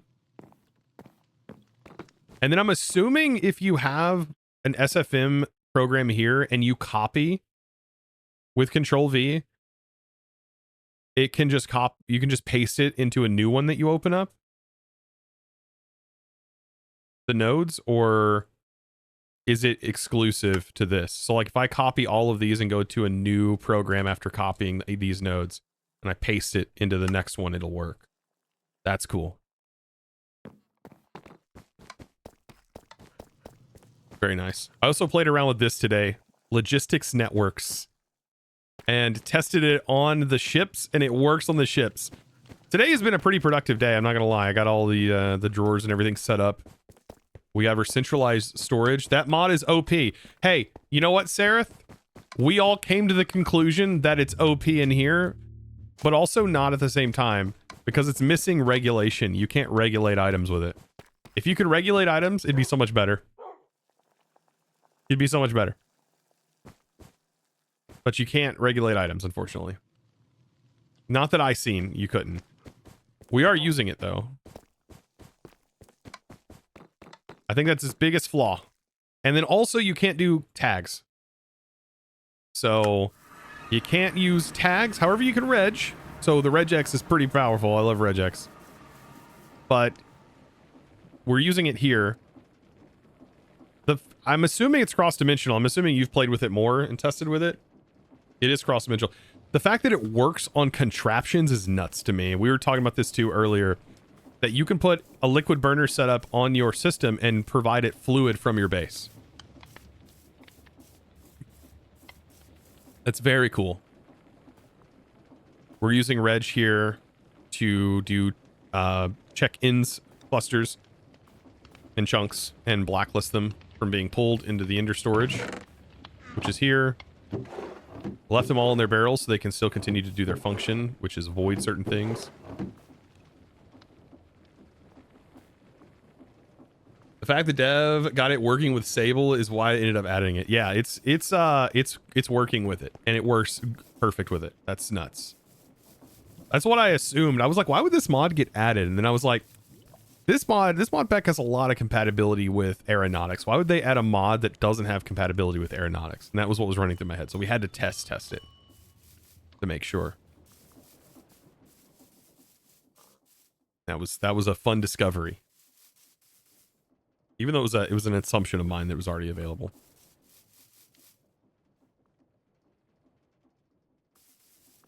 Very nice. Very, very nice. All right. Well, this has turned out to be quite productive. I feel like there's something else I could probably do. Wart. I do need wart to be sustainable. If I can get this up and running indefinitely. We just have to have like a farm that farms it, but like, where am I farming it?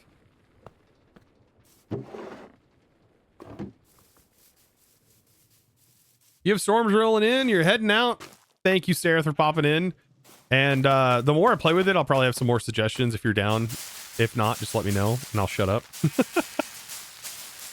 But usually you're pretty open, so I was like, I might just message you this instead of putting an issue tracker in, because I'm really bad about going to GitHub. I'll just bother him directly. I'm sure that he really likes that.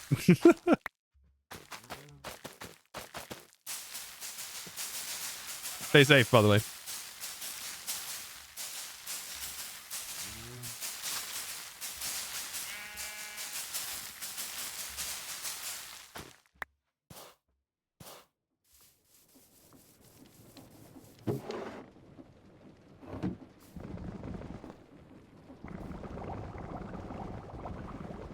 I wonder if it has fluid. I wonder if it can actually filter fluids.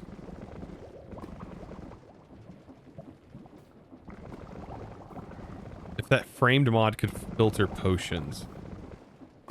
How would I filter potions with it?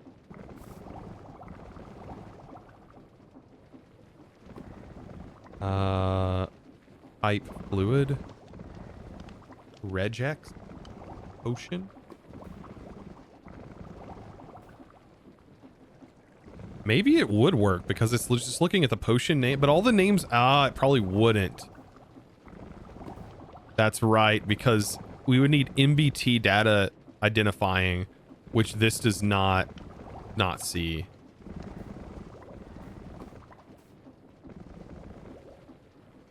Yeah, that would be a problem. I don't think this has filtering for MBT data.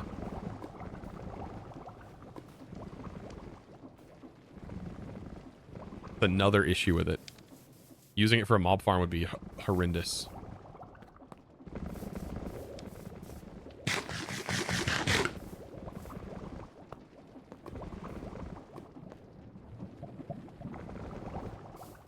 Netherwort. Netherwort. All right. Figure this out.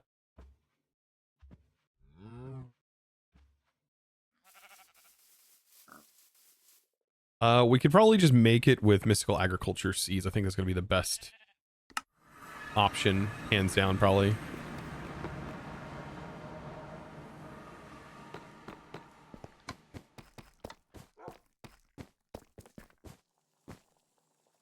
You mostly use AE to filter out fluids. Works well as long as the fluids exist in JEI. Yeah, I assume that it will recognize this. We also find that the pipes mod also handles this well. The pipes mod works because it has MBT data, but Laser.io does not. Laser.io does not support potion fluids. Okay, so we need nether essence added to our farm, and I wonder if this point.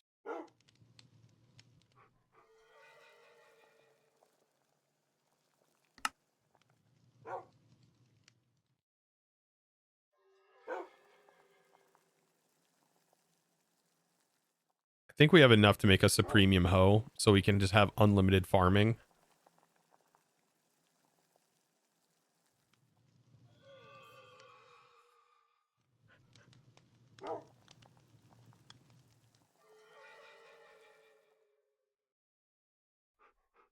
Wonder if we should use a hoe or a scythe. I feel like a hoe would be good.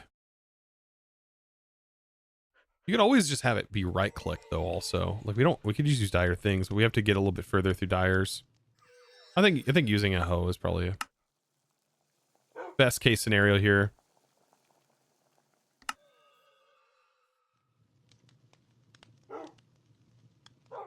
So we need 1, 2, 3, 4. 1, 2, 3, 4, 5, 6, 7, 8, 9, 10.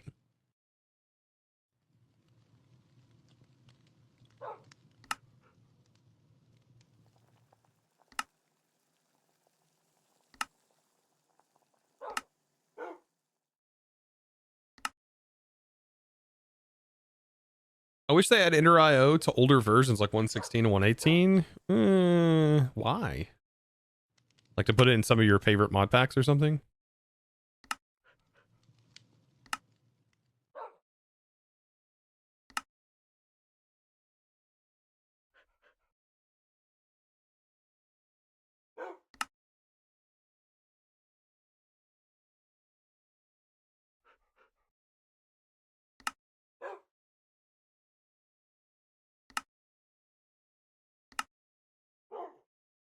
I would assume that's what you're referring to.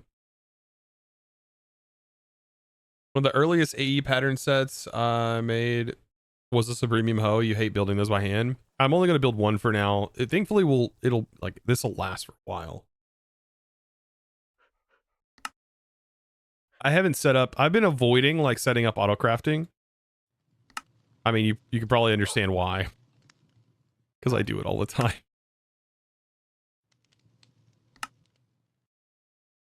And I didn't want to go into like refined storage because I did that when I did Skies 1. So I was kind of avoiding that too.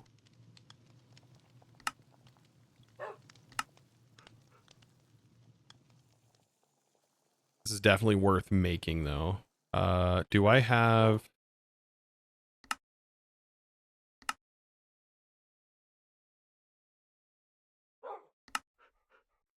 I do. Okay. Perfect.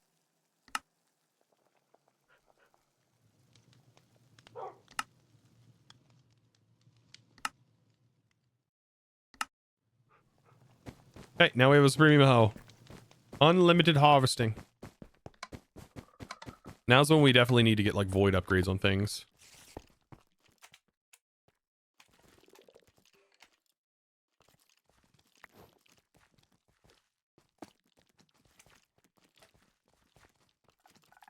I do not know why this would not work. Okay, there it goes. I was about to say, why is it not working?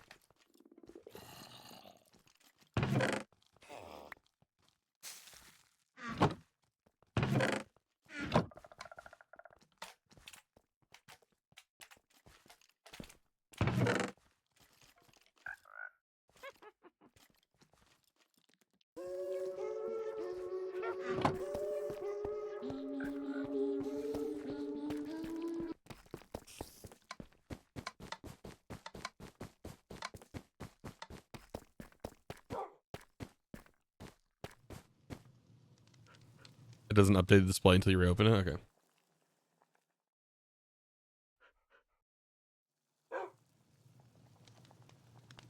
Yeah, also there was some AE stuff that was in here, so I was like, I'll do AE. I mean, it's not too difficult to get AE, just base AE up and running. And we were working on AE a little bit last time. We have a bit more stuff to be able to get started. And as soon as you automate inscribers, like AE really just fires up. And inscribers should be the first thing you really automate. As soon as that's done, you're done. You're done. Okay. Pretty good though. I feel like that'll be the next thing we really need to work on is like getting AE fully automated and everything. And now that I got Mystical done, we can make the seed for the Nether.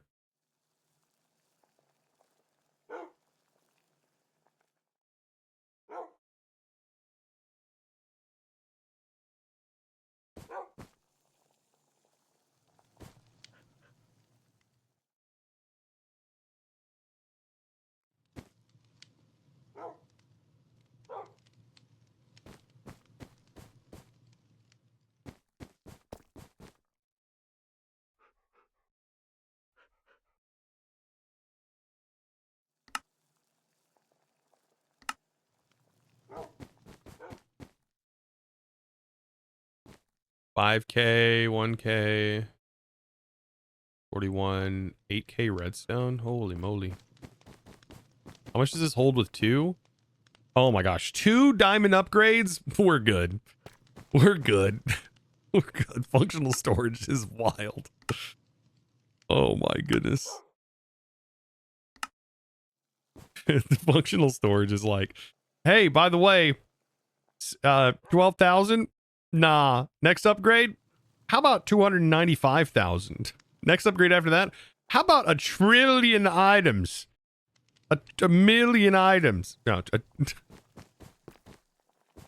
there's still more slots. This is barely touching it. 1 trillion items in your storage. Yes, I think so. We need to start producing more diamonds, but that's where the mystical agriculture probably come into play. Or gears. I do want to do gears. But for things like this, we need mystical. Also, solium. I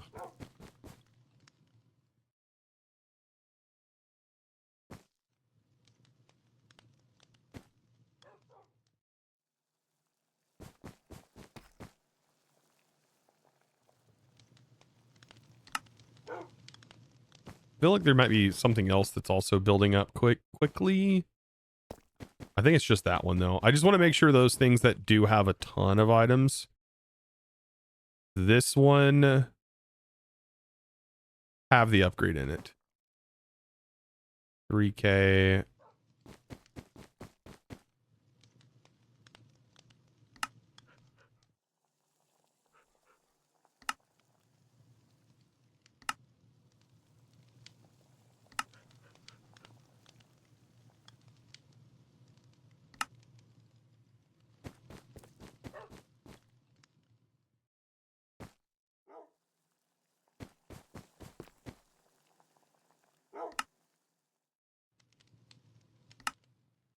All right, and then we'll make our mystical agriculture seed.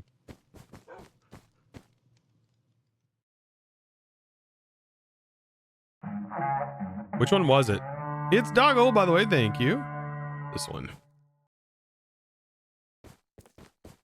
And our mystical will definitely want to upgrade it before long, too. Thank you for the raid. Hope you had a good stream. What are you working on today? All right. Back to this. Why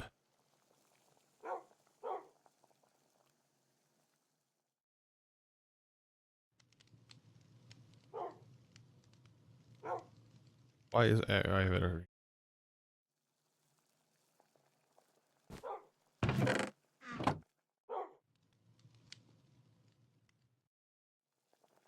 We need to make the agglomeratio. And then what else?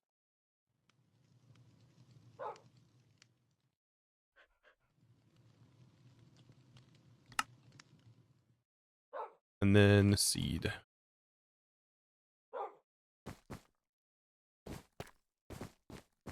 Made a lot today. Expanded your drill machine. Got an iron farm better, but the crushing wheels instead of millstones. You made a gold farm. Heck yeah.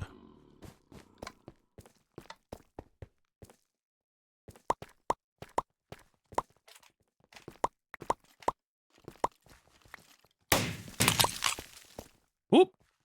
Beams, thank you for the prime. Welcome to the crew. All hardcore. Are you playing like just a create hardcore experience? Just going through create and hardcore mode? Be careful with your crushers. Woo!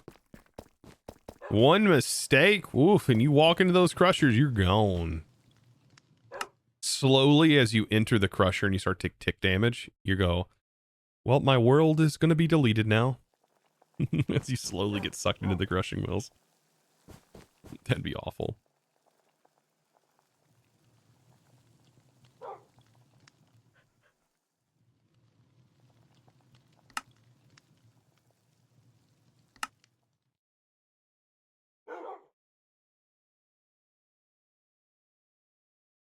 You put girders on top of them. Somebody said that that doesn't always work, but I found that it works pretty good. I tested it. I tested villagers going into it. I tested myself, and I found that I didn't get sucked into them. So I thought that was a pretty good way of doing it, putting girders on top. For me, all the time, unless in flight mode. Oh yeah, if you're in flight. Ooh, flight. Crawl mode, yeah.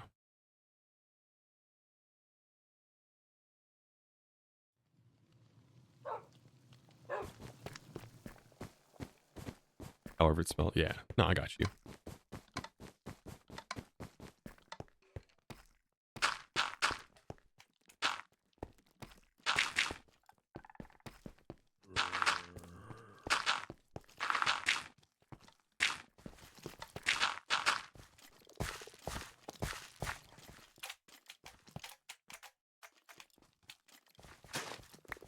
I wonder if this meta is ever going to change. Like, I know mystical agriculture isn't going to add a new way to do it, but I feel like this has been the meta for a while with growth accelerators. But I would say I don't even think I would use mystical agriculture much at all if it wasn't for this.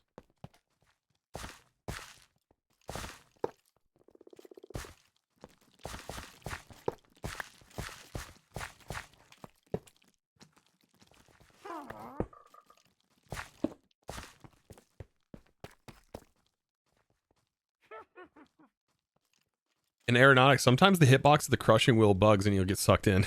Oh no. That makes sense because if you're at a weird angle, your player still will react weirdly to things, so that makes a lot of sense.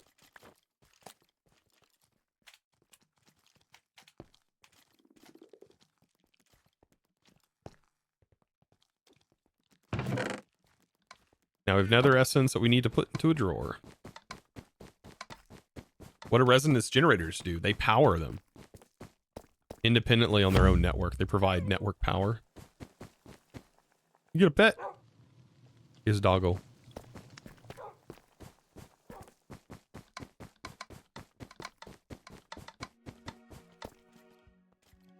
There's a fertilizer block that fertilizes a 3x3. Oh, that reminds me. I didn't put red fertilizer down. Let me do that.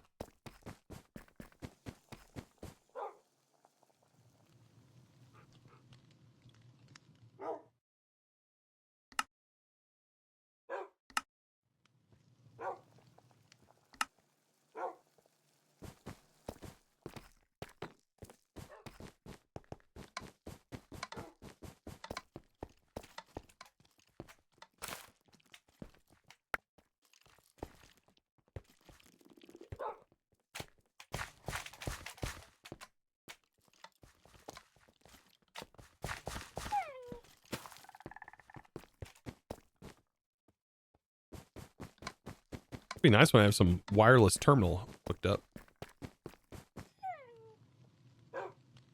All right, what is some other thing I need for this? We have our source, ours, agronomic source link. Good work. You're a lot faster at handcrafting than I am, which explains why I rush AE assemblers. Like I said, I do too normally rush AE assemblers. Don't get me wrong. Don't get me wrong.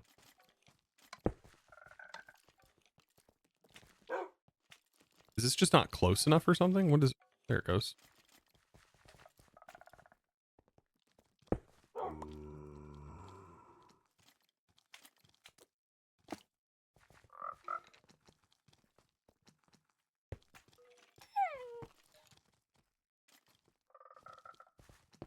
Perfect. And this gets the job done for now. Eventually I'll want to probably move this into a different location. I just don't know where yet. I don't know. The mystical agriculture farms, they just take up so much space. As good as they are passive resource generation. And I just don't know where to put them. I don't want to put them in here. This is a power room.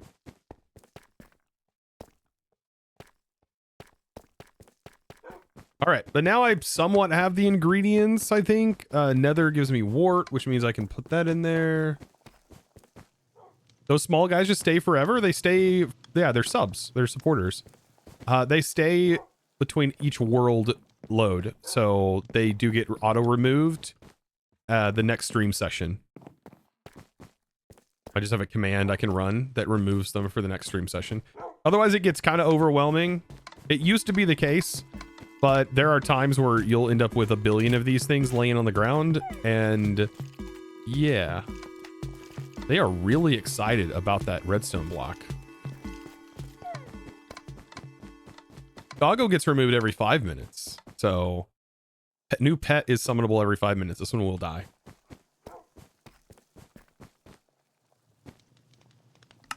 All right. I mean, we learned a lot today. The logistics network mod we played with. We played around with the new SFM, which I'm pretty excited to be able to show off in the main series. That's so good. I got him to add it to the ATM. Node-based SFM. Beautiful. Played around with that.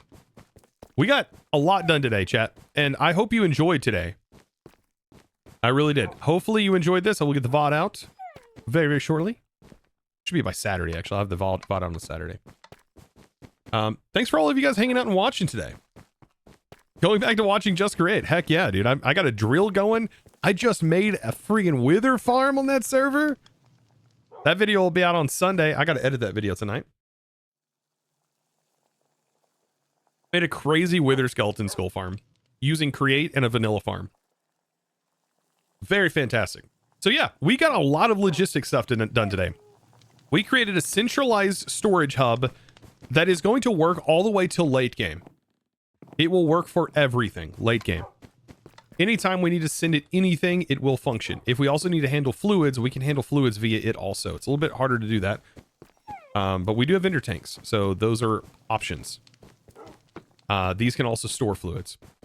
And then the goal is for our AE system to read from all of these storages and be able to work from these storages without needing to worry about the drives filling up.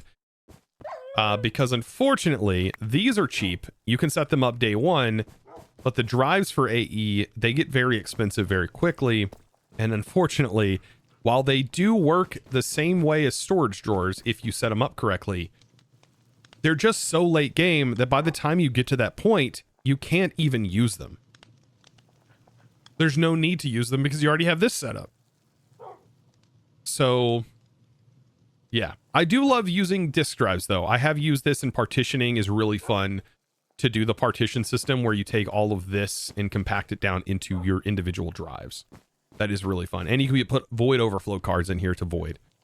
Very, very cool. I think I did that in like all the mods 9 to the sky or something like that. I like just used AE instead of functional storage. So pretty cool. Pretty cool. But with that, thank you guys so much for hanging out and watching. If you're watching the VOD, be sure to click that subscribe button over on the VOD channel. Thank you for hanging out. If you're listening, appreciate that very, very much. And I thank all of you for hanging out and sticking around. I'll see you, of course, in the next one. And as always, thanks for watching. Bye.